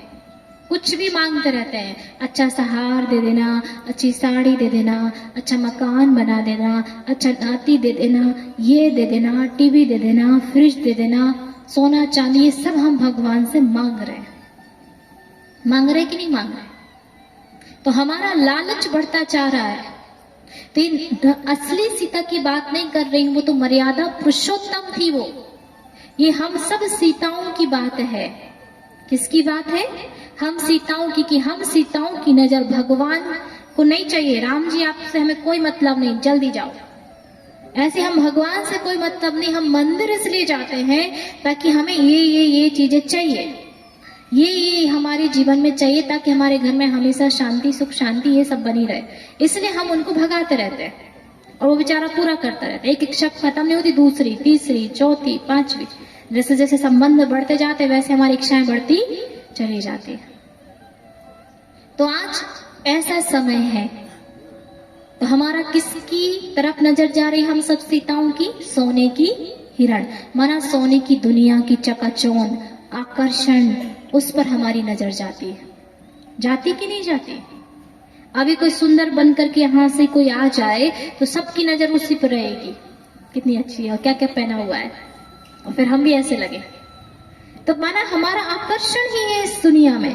वो नकली पहनी हुई है, असली तो एक भी सोना नहीं होगा, एक भी हीरा मोती नहीं होगा, पूरा नकली पहना है, और वो नकली पे ही नजर जाती रहती है। उस पर नजर जा रही है ना। आजकल तो असली पहनने का भी ठिकाना नहीं है। एक माता जी ने हमको घटना सुनाई कि वो रास्ते से जा रही थी, एक चोर आया, उसकी चैन खींच करके चला गया। सही घटना बता रही हूँ। उस माता को दुख नहीं हुआ। क्यों नहीं हुआ? क्योंकि वो चैन नकली थी, उसमें सोने का पानी चढ़ा हुआ था, इसलिए उसको कोई दुख नहीं हुआ। फिर क्या हुआ कि वो रोज ही वहां से आना जाना करती थी। तो दूसरे दिन वो फिर जा रही थी, तो वो चोर आया, बोलते अपनी चैन ले लो। अब उसने उसको चैन दी, उस माता ने चैन पकड़ ली। तो वो चोर ने क्या किया? उसको 2 चांटे गाल में मारे। नकली पहनती है, बेवकूफ बनाती है। हाँ, तो आजकल नकली पहनना भी बड़ा मुश्किल हो गया क्योंकि है रावण की दुनिया ये। तो रावण की नजर तो पड़ेगी ना। चमड़ी पर पड़ती, वस्तु पर पड़ती, व्यक्ति पर पड़ती, किसी भी पड़ जाती है। तो ऐसे, तो ये मृग तृष्णा की दुनिया, हम आत्मा रूपी सीताओं की बात है। फिर उसके बाद राम जी ने कहा ठीक है, इच्छा पूरी करनी पड़ेगी। फिर भी भगवान ने एक और मौका दिया हमें संभालने का। लक्ष्मण को साथ रख दिया। लक्ष्मण अर्थात लक्ष्य, ध्यान से सुनिएगा, लक्ष्य और उद्देश्य। जब हम इस कलयुग में फंसने लगे तो हर एक के जीवन का कोई ना कोई लक्ष्य और कोई ना कोई उद्देश्य था। आज का समय मॉडल है, नहीं मानते हैं भगवान को, लेकिन अगर आप एक अपना अच्छा लक्ष्य बना लें, उस लक्ष्य तक पहुंचने के लिए आप एक दृढ़ हो जाएं, उद्देश्य बना लें, तो भी रावण आपका कुछ भी बिगाड़ नहीं सकता। माया रावण, ये मायावी दुनिया। लेकिन फिर भी तृप्ति नहीं। लक्ष्मण को भी भगाया, माना लक्ष्य भी हमारे जीवन से उड़ गया, कुछ नहीं बचा। फिर भी एक और चीज थी हमारी सुरक्षा के लिए, ध्यान से सुनिएगा। वो कौन सी थी? रेखा। लक्ष्मण जी ने क्या खींची थी? रेखा। तो वो लक्ष्मण रेखा नहीं थी, वो मर्यादा की रेखा थी। ध्यान से सुनिए माताएं और ध्यान से सुनिए भाई, मर्यादा की रेखा। और सभी ने, हमारे पूर्वजों ने हम सब के लिए कुछ ना कुछ मर्यादाएं बनाई हुई थी कि जब तक हम उस मर्यादा के अंदर रहेंगे तो सेफ रहेंगे। भाइयों की भी अपनी मर्यादाएं थी, जानवरों की भी अपनी मर्यादा थी, क्योंकि हम सब मर्यादा का पालन करते थे। तो यहाँ तक कि प्रकृति भी मर्यादा का पालन करती थी। आप खुद सोचिए कि पहले समय में हम सुनते थे अपने दादाओं से कि खेतों में अनाज पड़ा रहता था। उस समय वो साधन नहीं हुआ करते थे जो आजकल साधन होते ना, जल्दी जल्दी दाने निकाल लो घर के अंदर। पहले ऐसे साधन नहीं होते थे, तो कई महीनों महीनों अनाज पड़ा होता था, तो भी बीच में बारिश नहीं आती थी। ऐसे भी जल्दी जल्दी 10 दिन में आ गई, 5 दिन में आ गई, पड़ा रहता था, पूरा अनाज अंदर होता था, तब बारिश का समय आता था। धीरे धीरे जब हम अपनी मर्यादाओं को उल्लंघन करने लगे तो प्रकृति भी अमर्यादित होती चली गई। अब उसका कोई निश्चित ठिकाना नहीं रहता, कभी भी बारिश, कभी भी गर्मी, कभी भी ठंडी, कभी भी भूकंप, कुछ भी आ जाता। तो जानवर भी अपनी अपनी सीमा का पालन उस समय भी करते थे। मुझे याद है कि जैसे सांप भी होता था ना, तो हमारे बड़े कहते थे कि सांप दहली पार नहीं करता है, और सच में पहले कई बार ऐसा अनुभव किया है कि सांप आता दहली के पास और लौट करके चला जाता, लेकिन आजकल कर लेता है क्योंकि हमने अपनी मर्यादाओं को, रेखा को उल्लंघन किया, तो जानवर भी अपनी उल्लंघन करना शुरू कर देते हैं। तो हमारे जीवन की मर्यादाएं थी, जैसे बड़ों ने कुछ नियम बना दिए थे। अगर आप शास्त्रों में ध्यान से पढ़ेंगे कि 25 वर्ष तक ब्रह्मचार्य का पालन करना है, 25 वर्ष के बाद गृहस्थ में प्रवेश करना है, संतान को जन्म देने के बाद उनको बड़ा करके फिर हमें वानप्रस्थी उनको सौंप देना है, और फिर से हमें ब्रह्मचार्य का पालन करते और 60 वर्ष के बाद संन्यास धारण कर लेना है, सारा बच्चों को सौंप दे करके अपना आगे का समय भगवान की ध्यान तीर्थ यात्राओं में लगाना है। और लोग ऐसा ही करते थे, लेकिन वो मर्यादाएं भी खत्म हो गई। आप भय बूढ़े, तृष्णा भई जवान, सारी मर्यादाओं का उल्लंघन हमने कर दिया। ध्यान से सुन रहे हैं? मर्यादाओं को उल्लंघन किया हमने, रेखा को पार कर लिया। मैं असली सीता की बात नहीं कर रही हूं। कौन सी सीता है ये हम नकली सीताओं की बातें चल रही हैं। और उस रेखा को भी हम पार कर गए, उस रेखा को भी हम पार कर गए, तो फिर तो रावण आए गए। और जब रेखा को पार किया तो बेवकूफ बनाने वाले तो आने ही आने हैं, बुद्धू बनाने वाले। उस समय इतनी भी समझ नहीं हम सबके अंदर कि वो जो मांगने वाला आया है वो सच में ऋषि है या कोई ढोंगी है, किसको दान देना चाहिए, किसको नहीं देना चाहिए। और वो श्राप देने जा रहा है, सिर्फ एक रेखा पार नहीं की तो श्राप दे रहा है, तो वो ऋषि कैसा? ये समझ की बात है, वो ऋषि हो ही नहीं सकता, वो तो राक्षस ही होगा जो शराब की बातें कर रहा। और ऐसे लोगों को तो श्राप लग ही नहीं सकता है। इसलिए कितने कांड होते हैं कि कोई आया डाकू, कोई आया चोर, और वो भेष बदल के आ गया मांगने के लिए, घर में कोई नहीं है तो पूरा घर लूट करके चले जाते। ऐसे कितने केस है कि हम आत्मा रूपी सीताओं को आंखों पर धूल झोंक करके चले जा रहे हैं, क्योंकि हमें खुद नहीं पता, हमारी समझ शक्ति, हमारी विशाल बुद्धि खत्म हो गई है। मर्यादाओं का जो उल्लंघन कर रहे हैं ना हम, इसलिए वो समझ खत्म हो गई है। हम पहचान नहीं पाते कि ढोंगी है, ऋषि है, या विद्वान है, या क्या है। बस बुद्धू के जैसे पांव पड़े जा रहे हैं, पांव धो के पिए जा रहे हैं, ये समझ ही नहीं पाते। इसलिए कितने घरों में ऐसे कांड हो जाते हैं, आज के समय भी हो जाते हैं कि आंख बंद करो, वो जो ऋषि वो आए हैं पंडित जी, वो अभी सत्य घटना है कि पूरे घर का जेवर निकाल लो, पोटली बांध लो, आंख बंद करो, आंख बंद की वो उड़ गया पूरा जेवर, उसकी जगह पत्थर मिले। हाँ, तो ऐसे समझ शक्ति हम सबकी खत्म हो गई है। ये सब हम सीताओं की बात है, हम आत्मा रूपी सीता की बात है। ये हमारी ही कहानी है जो धीरे धीरे धीरे धीरे हम मिट्टी में मिलते जा रहे हैं। और जब सीता जी बाहर आई तो सोचा कि मैं फिर से रेखा के अंदर चली जाऊं, तो रावण ने क्या कहा?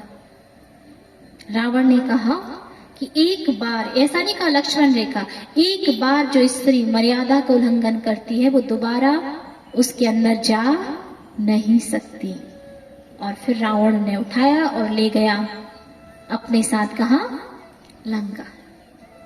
अब खुद सोचिए, लेके चला गया। यहां पर जब राम जी की आवाज आ रही थी, लक्ष्मण सीते लक्ष्मण, तो सीते तक आवाज आई थी कि नहीं आई थी? अब वहां पर जब राम सीता जी को रावण ले जा रहा था तो मैं सोच में पड़ गई थी कितनी देर तक दोनों के बीच में वार्तालाप चला, रावण के और सीता जी के बीच में। ध्यान से सुनिएगा, रेखा पार नहीं किया तो रेखा पार करने के लिए मनाया, और जैसे तैसे रेखा पार कर ली तो उसके बाद भी सीता जी ने बहुत बहस की रावण से। तब तक तो राम जी को आ जाना चाहिए था ना वहां से, लक्ष्मण जी को, क्यों नहीं आए वो? और जब विमान में बिठाया उसने और उसको ले जाने लगे तो ऊपर से तो और आवाज अच्छे से पहुंचनी चाहिए थी, तब भी नहीं पहुंची। कुछ जोर जोर से चिल्ला रहे हैं, स्वामी, हाँ भैया, स्वामी, कुछ सुन ही क्यों नहीं रहा है? आवाज नहीं जा रही होगी क्या? राम जी तक जा रही थी। आज हम सब चिल्लाते हैं श्रावण की दुनिया में, किसको? भगवान को। भगवान भी क्या कहते हैं? क्या कहते हैं? एक बार नहीं, 2 बार नहीं, 3 बार नहीं, हाँ, कितनी बार इनको समझाया फिर भी समझ में नहीं आया। कितनी बार समझाया? एक बार समझाया कि सोने की दुनिया मत फंसो तो भी राम जी को भेज दिया, लक्ष्य को बनाकर रखो, लक्ष्य को भी भेज दिया, मर्यादा की रेखा थी उसको भी हमने पार कर लिया। ध्यान से सुनिएगा, उसको भी हमने पार कर लिया। तो यहाँ सीता जी जोर जोर से चिल्लाती है, बचाओ बचाओ बचाओ। वहां भगवान कहते ले जाओ ले जाओ ले जाओ, बहुत हो गया। इनको सोने का हिरण चाहिए था ना, सोने की लंका में ले जाओ। भेज दिया भगवान ने सोने की लंका में। आ गए हम इस कलयुग में, इस दुनिया ही क्या हो गई है अब? सोने की लंका। हाँ, सोने की लंका हुई कि नहीं? आज रावण का राज है। रावण के लिए क्या कहते हैं? बहुत बुद्धिमान था, बहुत ज्ञानी था, उसके हाथों में वेद शास्त्र चलते थे। किसके? रावण के। रावण शक्तिशाली भी इतना था, उसके पास सारे अस्त्र शस्त्र थे, और साथ में रावण जो अहंकारी भी बहुत था, धनवान भी बहुत था। सोने की लंका थी उसके पास और साथ में अहंकारी भी बहुत था। तो वर्तमान समय में सभी प्राणियों में सबसे ज्यादा बुद्धिमान कौन? बताइए कौन? आज का इंसान कौन है? इंसान। ज्ञानी भी कौन? आज का मनुष्य। कम नहीं है, शास्त्रों की अथॉरिटी प्राप्त, पूरा सब कुछ याद रहेगा। और शक्तिशाली भी है, बड़े बड़े बॉम्ब्स बने हैं, कोई शोकेस में रखने के लिए नहीं बनाए गए हैं। धनवान भी कम नहीं है, रात को देखते हैं तो सोने के लंका से कम नहीं जगमगा रहा है सारा विश्व। तो धनवान भी कम नहीं है, अहंकारी भी आज का मनुष्य है। तो हम पहुंच गए ना, कहां पहुंच गए? कहां पहुंच गए? सोने की लंका। भगवान ने कहा इसको सोने का हिरण क्या, उस लंका में ही भेज देते हैं। अब चिल्लाते रहो बचाओ बचाओ, भगवान ने कहा जाओ जाओ जाओ, छुट्टी। कुछ तो बचा नहीं ना, मुझे छोड़ा, मुझे भी छोड़ दिया, लक्ष्य भी छोड़ दिया, मर्यादाओं का भी उल्लंघन कर दिया। तो रहो रावण की दुनिया में। वहां परमात्मा के साथ थे, राम के साथ थे, तो जंगल में भी मंगल का अनुभव कर रहे थे। लेकिन यहाँ सोने की दुनिया में बैठे हुए हैं, नाम है अशोक वाटिका, लेकिन फिर भी दिन रात शोक मना रहे, आंसू ही बहते रहते। ऐसी कौन से यहाँ लोग जिसके आंसू नहीं बहते होंगे? आए दिन रोते हैं, कोई ना कोई कारण से शोक होता ही है। किसी को कोई परेशानी, किसी को कोई परेशानी, किसी को मानसिक परेशानी, किसी को शारीरिक, किसी को सामाजिक, किसी को आर्थिक, कुछ कुछ कुछ कुछ लगा ही हुआ है। सबके आंसू गिरते हैं, सब रोते हैं। ऐसा कोई है जो नहीं रोता है? पहले तो कहते थे पुरुष थोड़े वो होते हैं गंभीर, वो जल्दी नहीं रोते, लेकिन आजकल वो भी हाँ लेडीजों से कम नहीं रोते हैं, उतने रोना उन्होंने भी सीख लिया है। दुख इतना है ना, कितना सहन करे व्यक्ति। इस सोने की दुनिया में दुख बहुत है, लेकिन फिर भी दुख में ही फंसे रहते हैं, सुख में जाने की सोचते ही नहीं है, शायद रास्ता नहीं पता इसलिए। अब गलती भी किसी की इसलिए नहीं है क्योंकि आ तो गए सोने की दुनिया में, इस रावण की दुनिया में, रावण की लंका में, लेकिन निकले कैसे यहाँ से? और अगर निकलने का कईयों को रास्ता भी मिल जाता तो फंसे इतने हैं मकड़ी की तरह। ऐसा जाल फैलाया है कि समय से पहले उस जाल में खुद ही दम तोड़ देते हैं, लेकिन जाल को समेट नहीं पा रहे, इसलिए निकलो उस जाल से, नहीं तो दम तोड़ना पड़ जाएगा। ये हमारी ही कहानी।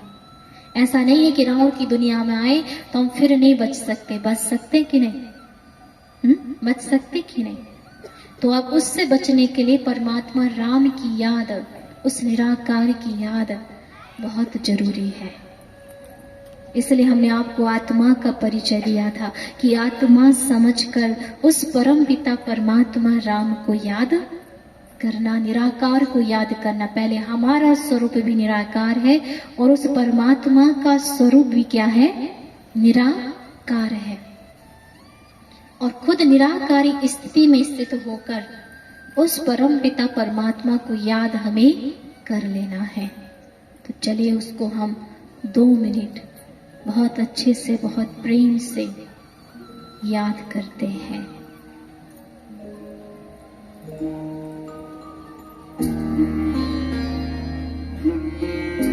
हो जाए उसकी याद में, मस्तक के बीच में महसूस करें सितारे को और उसको देखें। धरती पर स्वर्ग सजाने शिव बाबा आए हैं,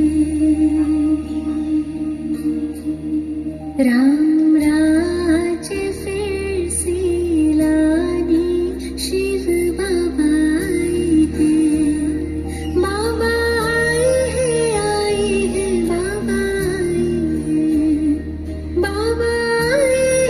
आए हैं बाबा और हम सबको सहयोग देना है राम राज्य बनाने। स्वर्ग सजाने शिव बाबा आए हैं, राम राज फिर से लाने शिव बाबा आए हैं।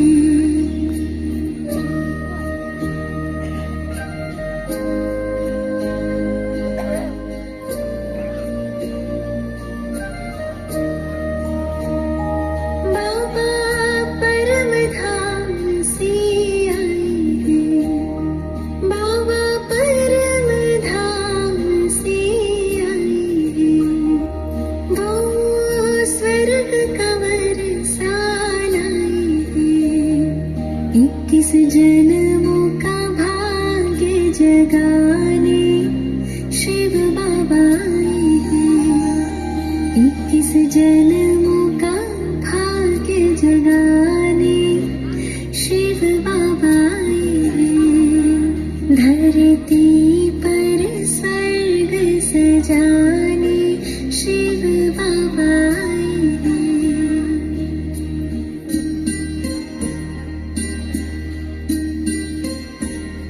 संगम की पावन बेला ये, संगम की पावन बेला ये, शिव के संग अपना मिला ये, फिर हमसे मिलन मनाने शिव बाबा आए हैं, फिर हमसे मिलन मनाने शिव बाबा आए हैं, धरती पर स्वर्ग सजाने शिव बाबा आए हैं।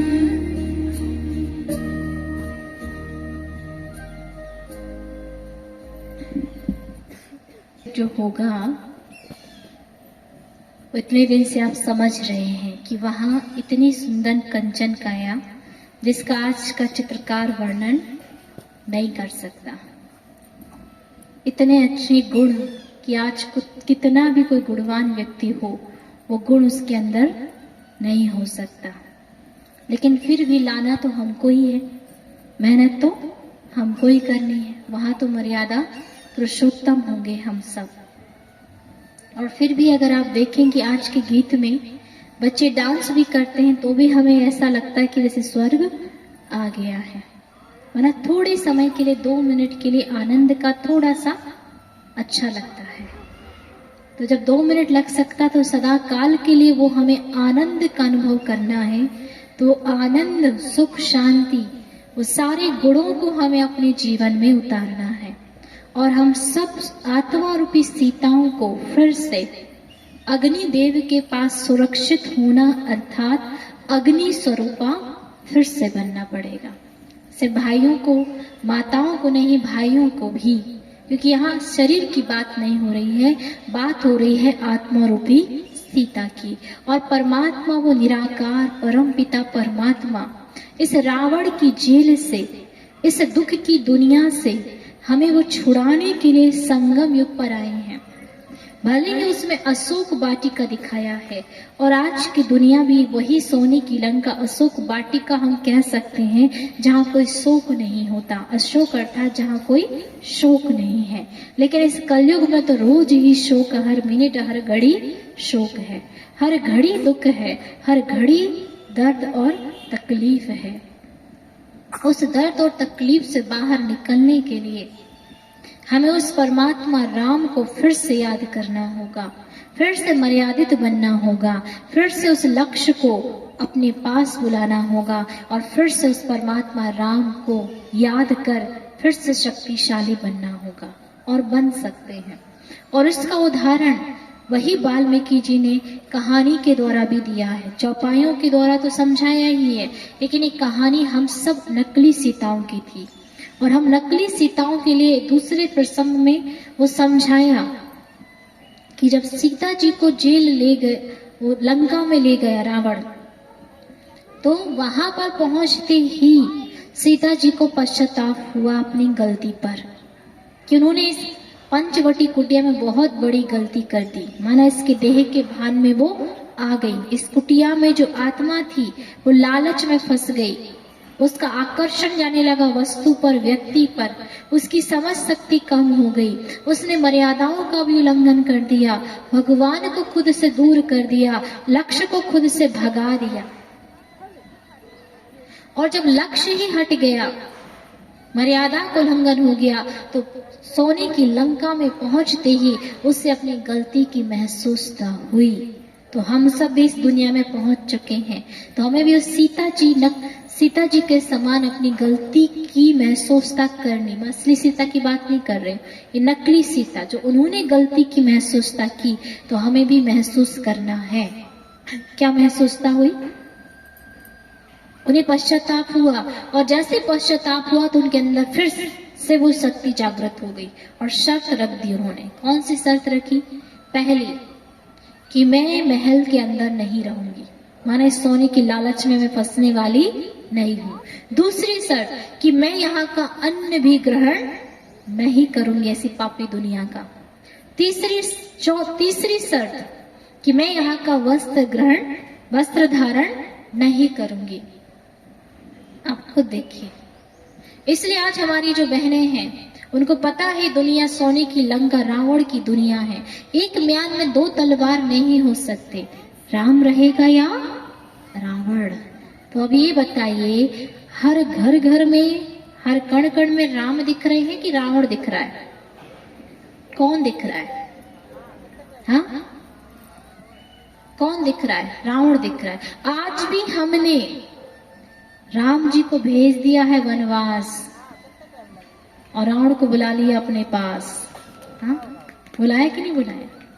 तो आज हर घर घर में रावण नहीं, वो गीत है, हर घर घर में रावण बैठा, इतने राम कहाँ से लाऊं। गीत थोड़ा चेंज भी हो सकता है। हर घर घर में नहीं, हर मन मन में रावण बैठा हुआ है। हर किसी के मन में राज कर रहा है रावण। हर किसी के अंदर काम, क्रोध, लोभ, मोह, अहंकार, जब मन में राज करेगा रावण, तो आत्मा रूपी सीता तो असुरक्षित वैसे ही रहेगी कि नहीं? इसलिए प्रतिज्ञा ली कि सोने की दुनिया में हमें बुद्धि को फंसाना नहीं है। क्यों नहीं फंसाना है? सोने की लंका में क्यों नहीं फंसाना? रहना अर्थात फंसाना नहीं, क्योंकि हमें पता है कि अब ये दुनिया विनाश होने वाली है, अर्थात नई दुनिया आने वाली है। रहना इसी संसार में है, लेकिन संसार को मन के अंदर नहीं लाना। और ऐसे लाखों, दसों लाखों परिवार गृहस्थी जुड़े हुए हैं, और वो भी इस बात को समझते हैं और इस धारणा पर चल रहे हैं कि रहना संसार में है, लेकिन संसार को मन में नहीं समाना है। कमल फूल कहाँ खिलता है? कीचड़ में कमल फूल की तरह पवित्र रहना है। तो जिस ज्ञान को कई लोग फॉलो कर रहे हैं और कमल फूल के समान अपना जीवन बना रहे हैं, तो हम भी बना सकते हैं। हम भी तो उन्हीं में से एक है ना। तुलसीदास जी जैसे बिगड़े हुए लोग सुधर सकते हैं, वाल्मीकि जितने बड़े डाकू थे वो इतने अच्छे बन सकते हैं, तो उनसे अच्छे तो आप हैं। कितने अच्छे, आप डाकू तो नहीं है ना, तो आप भी तो चेंज हो सकते हैं ना, आप भी देवी देवता बन सकते हैं ना। जब ज्ञान डाकुओं को भी परिवर्तन कर देता है और इतनी बड़ी रामायण लिख डाली वाल्मीकि जी ने, तो आपके अंदर से तो पता नहीं क्या लिख सकता है। हाँ, क्या नहीं कर सकते, बस दृढ़ संकल्प की तो देरी है। भोजन ग्रहण नहीं करना, तो भोजन अर्थात जैसे कहते हैं बड़े बड़े ऋषियों का, भीष्म पितामह गुरु द्रोणाचार्य की मति क्यों बदली, क्योंकि उनका नमक खा रहे थे। और उसी सैया पर वो जब वो सो रहे थे, वाणों की सैया पर, तो उस समय वो अर्जुन को अच्छा उपदेश दे रहे थे। इस बात को द्रौपदी जी ने देखा और जोर जोर से हंसने लगी कि बड़ा अच्छा आज बातें कर रहे हो, बहुत अच्छे उपदेश दे रहे हुए। ज्ञान उस समय कहाँ चला गया था, जब दुशासन मुझे भरी सभा में लेकर के आया था। तब उस समय क्या कहा भीष्म पितामह ने कि मेरे रगों में दुर्योधन का नमक का खून दौड़ रहा था, जो मेरी मति को बदले हुआ था। लेकिन आज अर्जुन की वाणों से वो लघु बाहर निकल गया है, अब मेरी मति बदल चुकी है। माना कितना असर पड़ता है अन्न का अपने मन पर। इसलिए भोजन भी कैसा हो हमारा, सात्विक ही हो। बाहर तो बिल्कुल नहीं, आजकल होटल ये वो, पहले तो शादी कुछ भी होता था लोग घरों में ही भोजन बनाते थे, कितना भी बड़ा बड़ा कार्यक्रम हो जाए, लेकिन आजकल बुकिंग हो जाती है, तो वो कोई प्यार से थोड़ी खिलाते हैं। जैसा अन्न वैसा मन। एक तो बीमारियां भी हजारों आती, इसलिए जो बहनें हैं कभी खाते नहीं है किसी के हाथ का। जाति पाति का भेदभाव नहीं है, भाव है कि स्वयं के हाथ का बनाया हुआ खाना, कि जैसा अन्न वैसा मन। इसलिए वो स्वीकार कर लेते हैं, अनाज कर लेते, सूखा फल कर लेते हैं, जो भी सूखी चीजें वो सब कर लेते हैं, लेकिन बनाते वो अपने हाथ से हैं और खाते हम अपने हाथ का ही है। तो जैसा अन्न वैसा मन। जो अच्छे ऋषियों का, अच्छे संतों को गिरते हुए देखा सिर्फ खाने की वजह से, क्योंकि जो बना रहा है उसके मन में क्या चल रहा है और किस विचारधारा से बना रहा है, क्या सोच के बना रहा है। आजकल बच्चों को देखो, माँ का हाथ का खाना पसंद नहीं, बाहर खाना। बाहर कोई प्यार से थोड़ी खिलाते, आप खाओ हम कमाए, आप खाओ हम कमाए, वो प्यार से नहीं खिला रहे। इसलिए बच्चों के अंदर क्या, पैसा पैसा पैसा पैसा पैसा, बस वही आ गया। नहीं तो पहले हमारा समय था कि माँ के हाथ की खिचड़ी भी अच्छी लगती थी। हाँ, खिचड़ी भी याद आती कि वो खिचड़ी कितनी अच्छी बनाती थी। कुछ नहीं था, बस उसमें थोड़ा सा नमक ही और हल्दी डालती होगी, ज्यादा कुछ नहीं डालती थी, और ना कोई छोको बहुत कम लगाती होगी, तो भी वो अच्छी लगती थी। आज तो वैरायटी बना के देंगे, कहेंगे नहीं बाहर खाना है, बाहर खाना है। आजकल मीट वगैरह खाते हैं।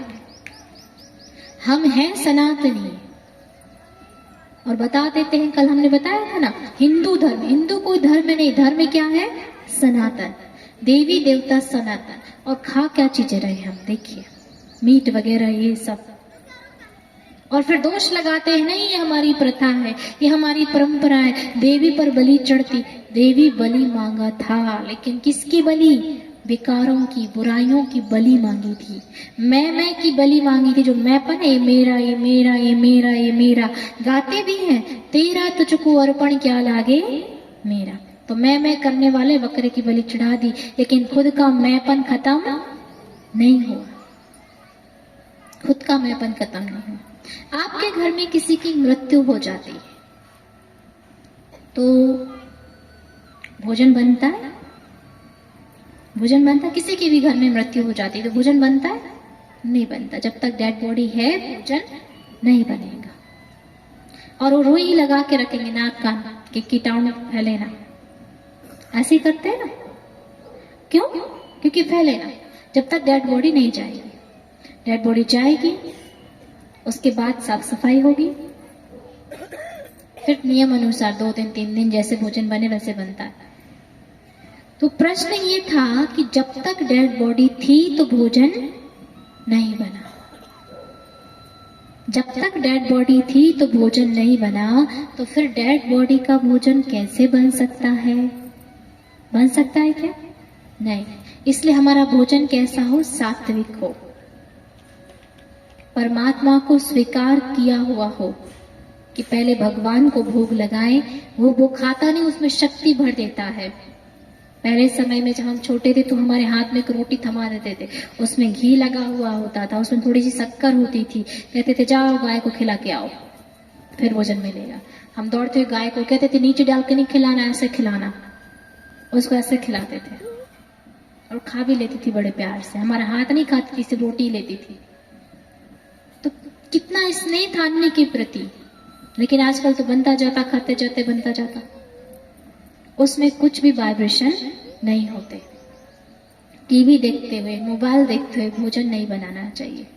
अच्छे मन से गुस्सा करते हुए, झगड़ा करते हुए भोजन नहीं। कैसे हो? बहुत प्यार से भोजन बनाए। हमारे यहाँ बहुत प्यार से भोजन बनाते और फिर उसको स्वीकार करें, तो जैसा अन्न होगा वैसा मन होगा। और इसलिए हम लहसुन प्याज भी नहीं खाते। चलो हम नहीं खाते, हम आपको मना नहीं करते, लेकिन आप कई लोग प्रश्न करते नहीं खाना चाहिए, और शायद बताया भी था हमने, वो फल है। तो नवरात्रि में या कोई उपवास रखते तो आप लोग खाते हैं क्या? खाते हैं? क्यों नहीं खाते? फल है, खा लेना चाहिए। उपवास है तो क्या हुआ? कुछ तो होगा, तब तो बड़ों ने नियम बनाया ना, तब तो ना। जो हमारी कर्मेंद्रिय उससे उत्तेजित होती, तनाव हार्मोन्स बदलते हैं, वासनाएं बढ़ती हैं। इसलिए हमारा भोजन हल्का, सात्विक, जो हमारा तन और मन तंदुरुस्त रखे। तो ऐसे ही सीता माता को भी अंदर से प्रतिज्ञा आया, यहाँ के वस्त्र चमकीले बिल्कुल धारण नहीं करेंगे। तो तुरंत उनके अंदर शक्ति जागृत हो गई, तुरंत। और रावण के लंका में बैठे हुए, रावण के ही राज्य में रहकर रावण को चैलेंज कर रही है। क्यों कर रही है? क्योंकि उन्हें परमात्मा राम याद आ गए, स्मृति आ गई, शक्ति आ गई। और फिर जब रावण बार बार परेशान करने आता था, एक बार आया परेशान करने और ये मनसा बना के कि आज सीता को मना कर रहूंगा कैसे भी करके, बहुत क्रोध में आता है। तो सीता क्या करती है? सीता जी वो एक तिनके को उठा करके डाल देती, और रावण उस तिनके को भी पार नहीं कर पाता। ऐसे होता है ना, तिनके को डाल देती है और सीता जी उसकी तरफ देखती भी नहीं, पुरानी रामायण में आप देखना। और रावण उसको तिनके को भी पार नहीं कर पाती है। इतनी शक्ति, उस शक्ति को देख करके ही हमको लगा कि गजब की शक्ति सीता जी के पास, एक तिनके को भी रावण पार नहीं कर सका। तो ये शक्ति उस समय कहाँ चली गई थी कि जब सीता जी को लेने आया रावण, सीता रेखा पार कर ली, हाथ पकड़कर उसको विमान में भी बिठा लिया और लेके भी चला गया। वो शक्ति उस समय कहाँ चली गई थी? वो शक्ति चली गई थी, गुम हो गई थी। किस कारण से? क्योंकि उनके अंदर विस्मृति, वो भूल चुकी थी। परमात्मा को भी दूर हटा दिया, लक्ष्य को भी और मर्यादाओं को भी उल्लंघन किया। हम सब भूल चुके हैं। और जैसे उनको अपनी गलती की महसूसता हुई, फिर परमात्मा को याद किया, वो शक्ति फिर से रिटर्न आ गई। तो अभी भी अगर हम फिर से उस परमात्मा निराकार को, हम सब आत्मा रूपी सीता याद करेंगे, तो हमारी खोई हुई शक्ति वापस आ सकती है, आ ही जाएगी। जैसे हनुमान जी महावीर को अपनी शक्ति याद नहीं थी, और उनको याद दिलाना पड़ता था कि तुम्हारे अंदर इतनी शक्ति है कि तुम समुद्र को छलांग लगा सकते हो। उसको तो पता ही नहीं था।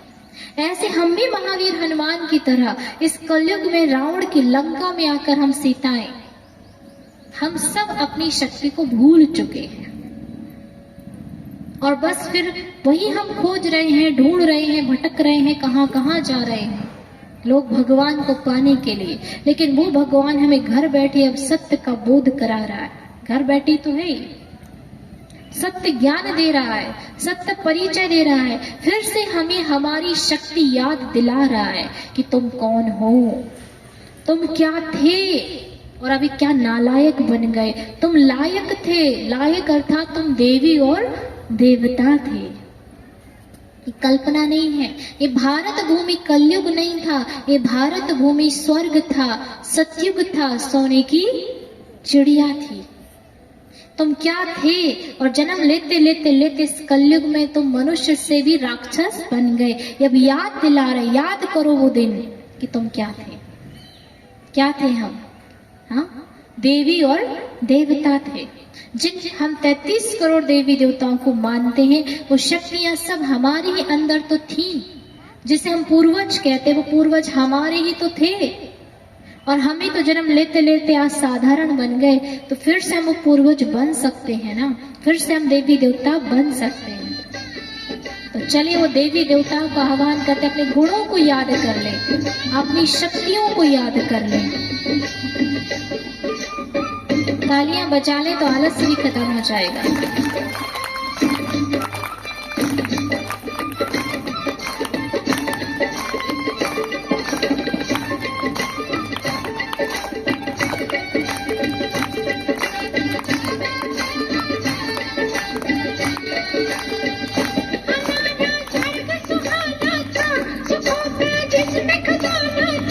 हमारा स्वर्ग सुहाना था, सुखों का जिसमें खजाना था, वही देवलोक अपना महान। वो स्वर्णिम युग है, सर्व गुणों की खान।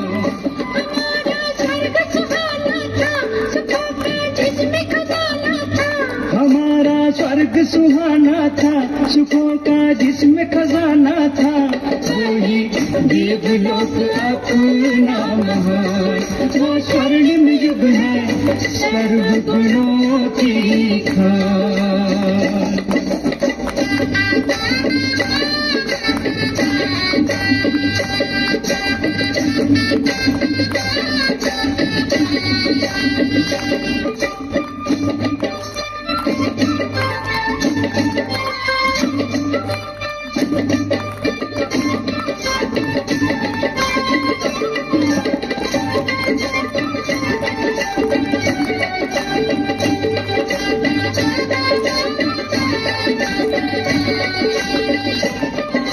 मधुर वाणी हर एक मन गाए, राधे कृष्ण संग रास रचावे, ओ मधुर वाणी हर एक मन गाए। राधे कृष्ण संग रास रचावे, कण कण कण कण की पवित्रता बरसाए। सतयुगी गुलशन महकाए। हमारा स्वर्ग सुहाना था, सुखों का जिसमें खजाना था। हमारा स्वर्ग सुहाना था, सुखों का जिसमें खजाना था, वही देवलोक अपना महान। वो स्वर्णिम युग है, सर्व गुणों की खान।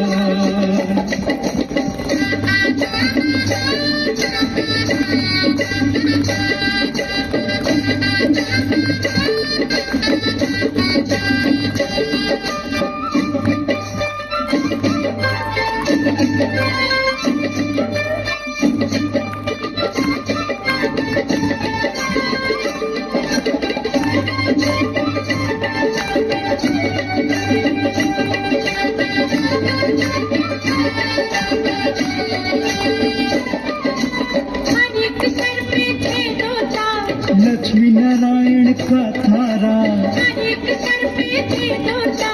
लक्ष्मी नारायण का थारा।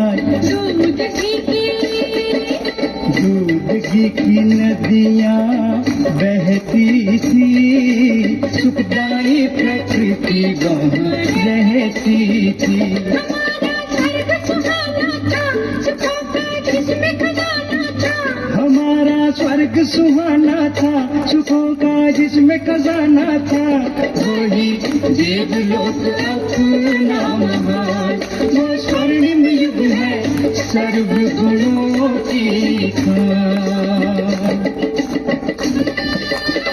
हमें याद करना है और उसके लिए हमें अपने अवगुणों को क्या करना है, खत्म करना है, जो हम छोड़ने के लिए भी तैयार नहीं होते।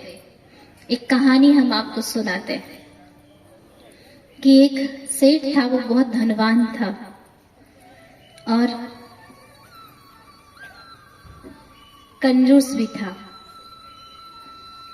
और बहुत सोने का अच्छा व्यापारी था। तो पुराने समय में नहीं होता था, सोनों को नीचे गाड़ के रख देते थे। तो ऐसे उसका अंतिम समय आ गया। उस अंतिम समय में उसके जो बच्चे थे उसके पास पहुंचे। सभी चारों तरफ देख रहे थे और पिताजी को कह रहे थे कि पिताजी आप ठीक हैं, या कुछ उपदेश दें, कुछ बोलना तो नहीं चाहते, कुछ बताना तो नहीं चाहते। और सब बच्चे चाहते भी थे कि जल्दी चला जाए, फ्री हो जाए। लेकिन वो पिताजी कुछ हाथ हिला करके, इशारा करके कुछ बता रहे थे, कुछ बोलना चाह रहे थे। तो सब बच्चे उन पर ध्यान देने लगे कि कुछ बोल रहे, कुछ बोल रहे, क्या बोल रहे पता नहीं। तो उनके मुख से निकला गा झा, झा गा, 2 बार निकला, 2-3 बार। सब बच्चे बड़े कंफ्यूज हो गए उनके बेटे की, जरूर, क्योंकि पिताजी धनवान इतने थे, बड़े उसके व्यापारी थे सोने को। तो लगता है कि कुछ बताना चाह रहे, कुछ कुछ गड़ा के रखा है, लगता है कुछ झाड़ के नीचे कुछ गड़ा के रखा हुआ है। लेकिन अब कैसे पता चले कहाँ वो सब माल गड़ा के रखा हुआ है, क्या करें। अब वो इशारा ही कर पा रहे थे, कुछ बोल ही नहीं पा रहे थे।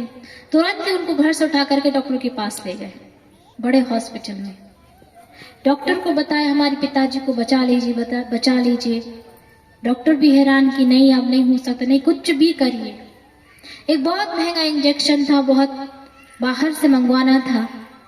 डॉक्टर ने बताया कि इंजेक्शन है, बहुत बड़ा है, बहुत महंगा है और बाहर मिलेगा, इससे तुम्हारे पिताजी की जान बच भी सकती है और नहीं भी बच सकती है, लेकिन इतने लाखों लगेंगे। बेटों ने कहा नहीं नहीं, कैसे भी हो, कैसे भी हो आप इंजेक्शन मंगा लीजिए, बस पिताजी बचने चाहिए। लेकिन डॉक्टर ने कहा बच भी सकते, नहीं भी बच सकते, कोई बात नहीं, लेकिन मंगाइए। उनको उम्मीद थी कि बचेंगे जरूर, बस थोड़ा बोलेंगे तो सही। और फिर जब इंजेक्शन आ जाता है लाखों का और उसको लगा दिया जाता है, तो कैसे भी करके उनके पिता बच जाते, बोलना शुरू कर देते, आंख खोल लेते 1-2 दिन के बाद। डॉक्टर उनको खुशखबरी सुनाते कि थोड़ा आराम लग रहा है, पिता की आंखें खुल गई हैं, बोलना भी शुरू हो गया। बच्चे दौड़ते हुए जाते पिताजी से पूछने, पिताजी आप क्या बताने वाले थे, कुछ बताना चाह रहे थे उस दिन, आप हमें कुछ इशारा कर रहे थे, लेकिन आप बोल नहीं पा रहे थे। कौन सा ऐसा धन है जो आपने कहा गड़ा के रखा हुआ, किस झाड़ के नीचे, कुछ ऐसा बोल रहे थे, गाझा गाझा।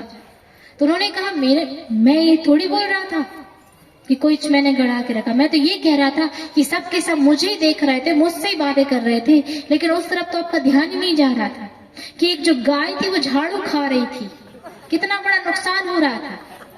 हाँ, कितनी महंगी आती है झाड़ू, समझ में नहीं आता है, देखना चाहिए उसको। सारे बच्चे माथे पर अपना हाथ रख के बैठ गए। तो सब चुप हो जाते हैं, माथे पर हाथ रखा हो, देखे पिताजी पूछते क्या हुआ, आप पिता कंजूस तो बेटा भी कंजूस। तो फिर पूछा कि बच्चों ने बताया कि पिताजी हमें लगा कि आप बहुत कोई रहस्यमय बात बताना चाहते हो, तो आपको ठीक करने के लिए हम यहाँ लेकर आए और आपके लिए फलाना इतना इंजेक्शन इतना महंगा है, इतने लाख का, इतना पैसा खर्च हो गया। अब पिताजी इतने लाख का इंजेक्शन सुन के ही घबरा गए, बीपी हाई होने लगा और कहा क्या कर दिया, एक इंजेक्शन के पीछे मेरी पूरी कमाई हुई इतनी सारी संपत्ति, लाखों रुपया उस इंजेक्शन में लगा दिया, आप लोगों को शर्म नहीं आती, और इतने घबराहट में चल दिए। हाँ,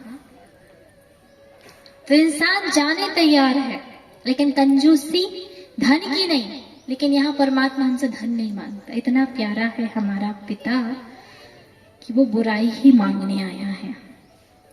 क्या मांगने आया है?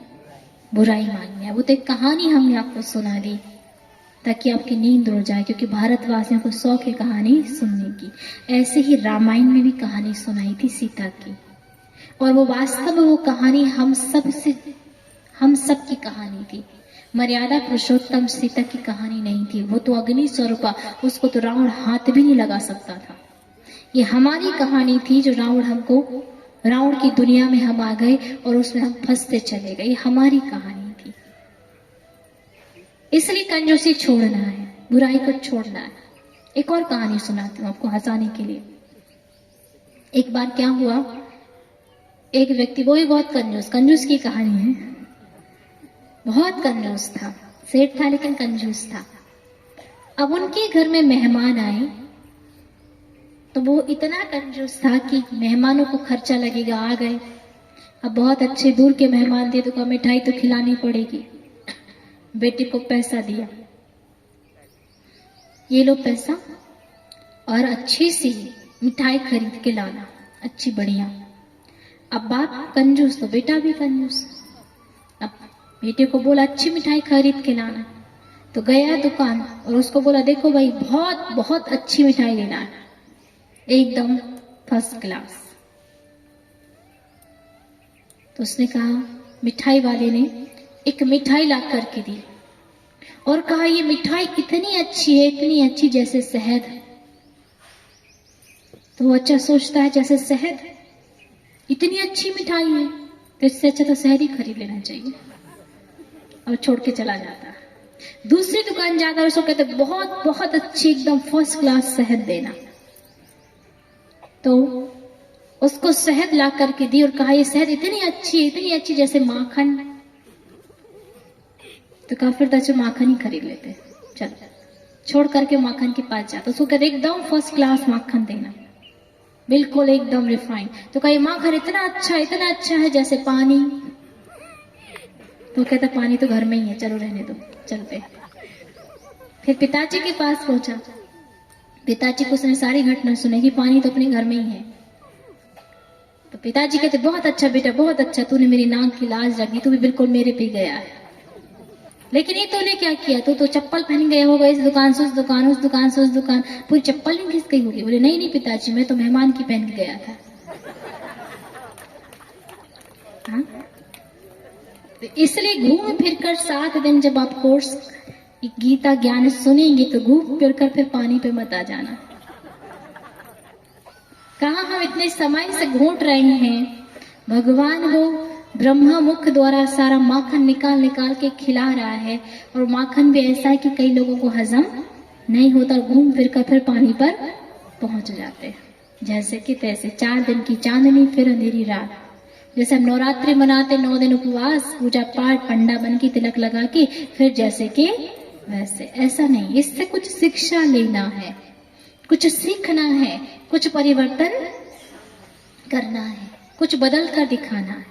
तो एक और प्रसंग आता है रामायण में, विशेष भाइयों के लिए वो बताती हूँ, सतर्क रहने के लिए।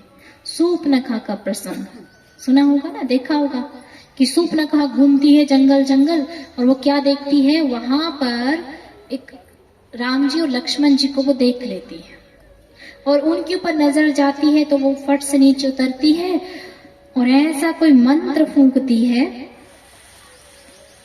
तो वो बहुत सुंदर सी बन जाती है। पहले तो एकदम बदसूरत थी, भूतनी, और 1 मिनट में उसने ऐसे मंत्र फूंका और क्या बन गई, एकदम खूबसूरत।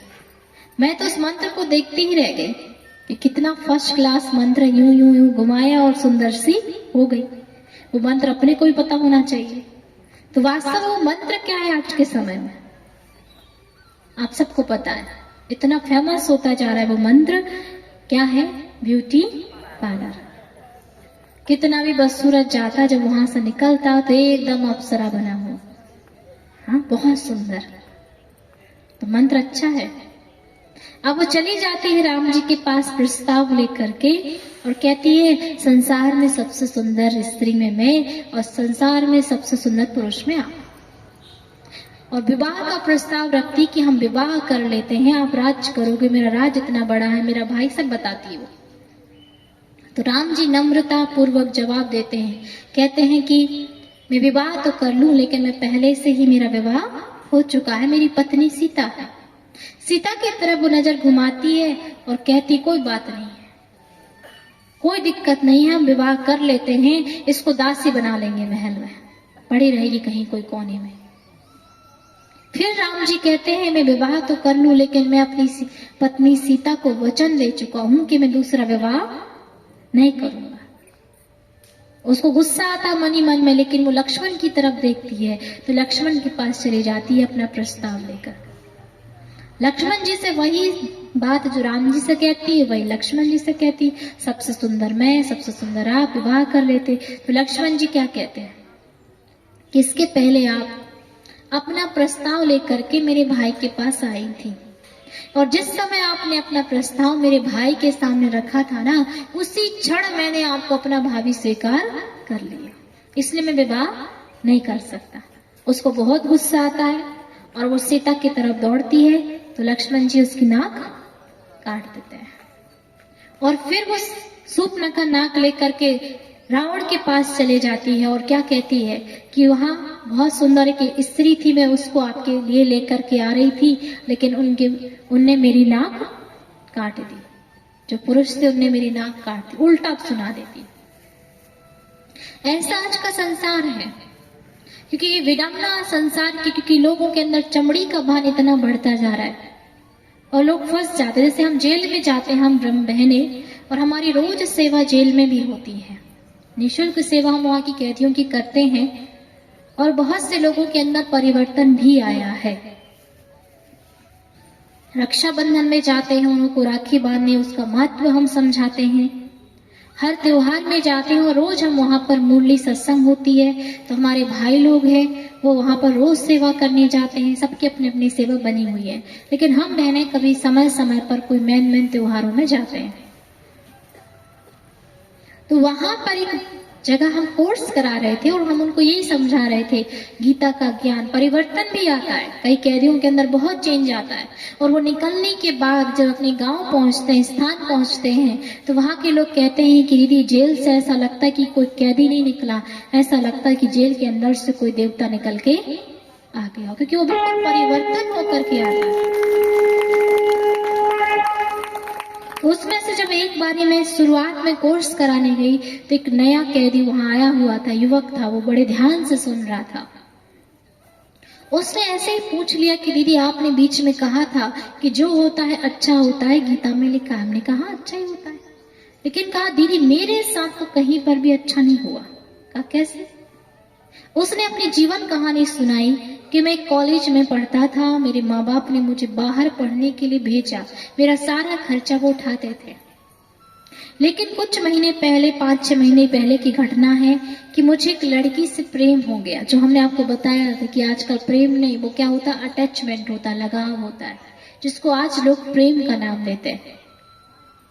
और फिर वो कहीं और जाने लगी तो मैंने उसको मना किया और उसने कहा अगर आप ज्यादा रोकेंगे तो मैं आपको फंसा दूंगी, और उसने यही किया।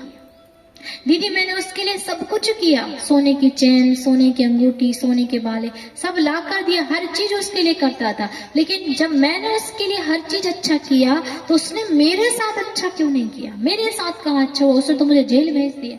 हमने कहा बिल्कुल अच्छा किया, बहुत अच्छा किया, ऐसे ही करना था उसको, अच्छा ही तो किया। कहा कैसे अच्छा करना था? हमने कहा पहली बात तो ये है कि आप प्रेम की परिभाषा ही नहीं जानते थे। आपके माँ बाप आपको पैसे जो देते थे वो पढ़ने के लिए देते थे, सोने की चैन, सोने की पायल, सोने की कान के खरीदने के लिए वो नहीं देते थे। क्या आपको अपने माँ बाप से प्रेम नहीं था? वो दिन रात मेहनत करके जो आपके पास पैसे भेज रहे थे उसको आपको जरा भी वैल्यू नहीं थी कि मैं पढ़ लिख कर कुछ बन के दिखाऊं? आप इसमें लगे रहे, इसके लिए तो भेजा ही नहीं था माँ बाप ने। किसके लिए भेजा था आपको? कहा पढ़ने के लिए। हमने कहा बिल्कुल अच्छा, और आपको उसने यहां भेज दिया, अच्छा ही किया, क्योंकि उसका भी ठिकाना नहीं, आज आप हो, कल कोई और, परसों कोई और, परसों कोई और, इससे अच्छा आप पहले से उससे छुटकारा पा चुके हैं। इसलिए जो होता अच्छे के लिए होता है।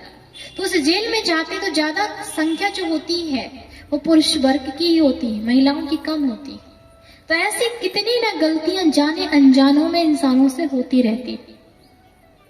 इसलिए हमें इस चीजों से सुरक्षित रखना, इस चमड़ी के भान से न्यारा होना है। इसलिए हमारे पूर्वजों ने एक नियम बनाया, एक त्योहार बनाया था रक्षाबंधन का। आज से पहले ऐसा कोई त्योहार नहीं होता था। पहले जब ये त्योहार मनाया तो उस समय बहन भाई को राखी नहीं बल्कि ब्राह्मण लोग राखी बांधते थे। जो पुराने लोग होंगे ना, बुजुर्ग, उनको पता होगा कौन बांधता था पहले राखी। ब्राह्मण बांधते थे, घर घर आते थे तो ब्राह्मण बांधते थे। ब्राह्मण अर्थात पवित्र होते थे, वो पवित्रता का सूत्र, रक्षा का सूत्र हर घर के हर एक एक सदस्य को बांध के जाते थे। फिर नियम बदला तो उन ब्राह्मणों ने क्या किया कि घर घर को तो नहीं बांध सके, लेकिन वो रक्षा सूत्र जो लाए वो दरवाजे की चौखट पर टांग करके जाते थे। एक लाल सा धागा होता था गुलाबी कलर का, जिसको रेशम कहते थे। फिर बड़ों ने नियम बनाया कि बहनें किसको राखी बांधेंगी? भाई को, क्योंकि उनको पता था कि आने वाला जो समय होगा वो घोर कलयुग, और भाई बहन का जो सबसे पवित्र रिश्ता होता है उस पवित्र रिश्ते को खत्म ना हो जाए, दृष्टि वृत्ति मैली ना हो जाए, इसलिए राखी बांधेंगी। और बहनें इस उद्देश्य को लेकर के बांधती थी भाइयों की कलाई में राखी कि भाई जिस प्रकार से आप हमें ऊंची दृष्टि से देखते हैं, ऐसे संसार के हर एक स्त्री को आप इसी प्रकार से ऊंची दृष्टि और सम्मान की दृष्टि से देखेंगे। और भाई भी इसी लक्ष्य को लेकर के राखी बंधवाते थे कि भाई जैसे बहन आप मुझे सम्मान देते हो, ऐसे संसार के हर एक पुरुष वर्ग को भी आपको सम्मान की दृष्टि से, ऐसी ही दृष्टि से देखना है। इसलिए वो त्योहार बनाया गया था। लेकिन आजकल तो बस उसको ऐसे ही फॉर्मेलिटी के रूप में निभा लेते हैं हम कि बहन ने बांधा, भाई ने खर्ची दे दी, खर्ची के लिए राखी बांध ली, बस।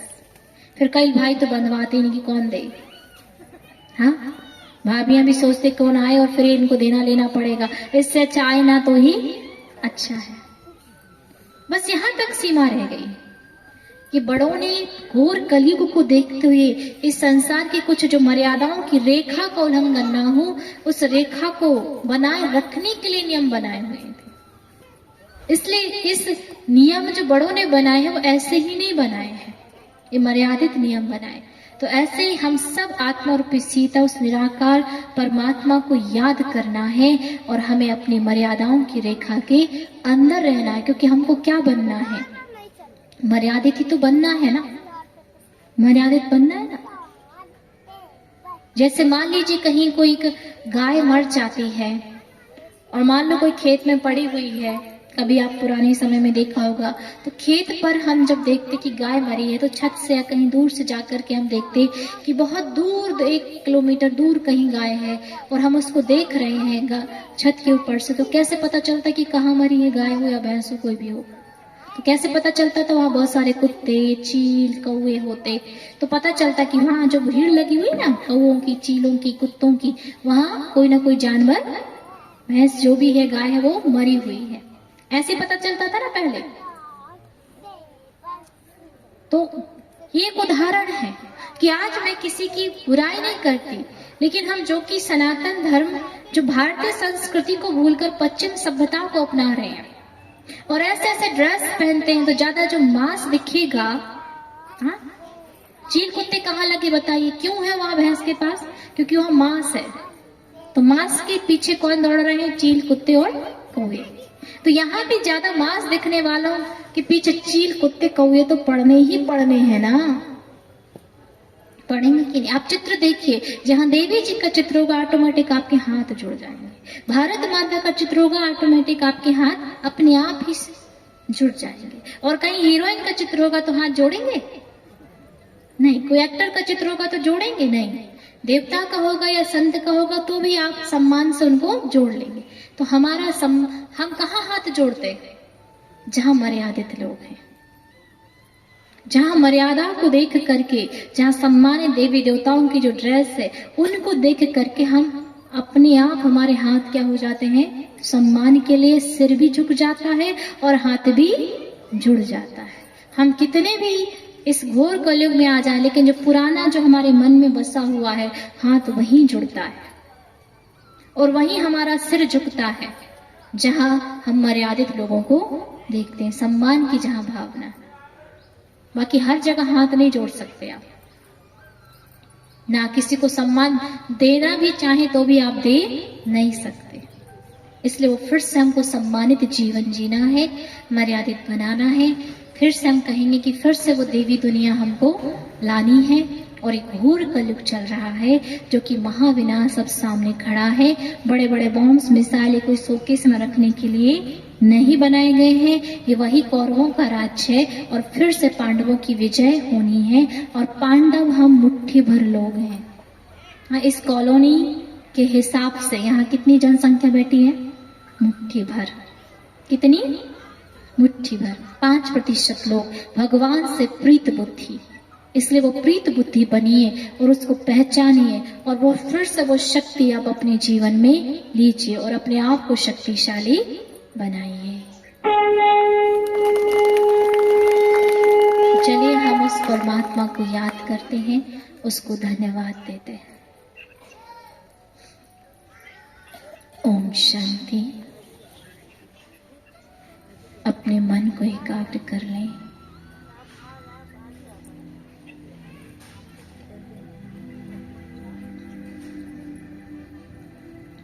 शक्तिशाली बना लें कि मैं एक आत्मा रूपी सीता उस परमात्मा की याद में मगन।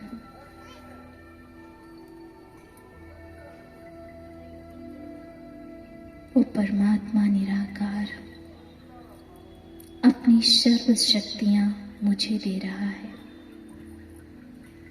और मैं आत्मा इस रावण की दुनिया में रहती भी सब बुराइयों से दूर, दुख और तकलीफ से दूर,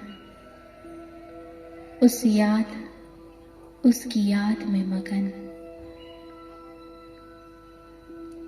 कितनी भाग्यशाली हूं मैं कि खुद भगवान मुझे लेने आए हैं,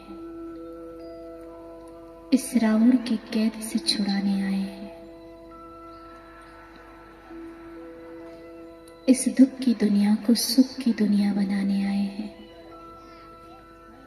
और मैं भाग्यशाली आत्मा किस भगवान के महान कार्य में सहयोगी हूं।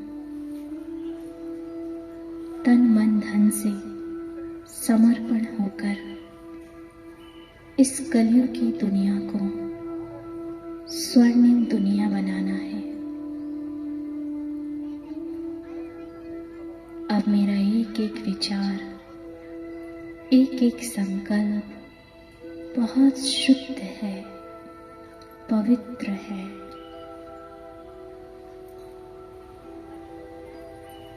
क्योंकि भगवान मेरा साथी है।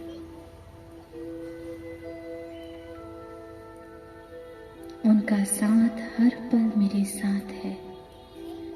अब इस दुख की दुनिया से दूर सुख की दुनिया में चलना है, स्वर्णिम दुनिया बनाना है। अनुभव करें उस सुख के सागर स्वयं परम पिता परमात्मा के साथ का। हो जाए उसकी याद में, मगन हो जाए उसकी याद में।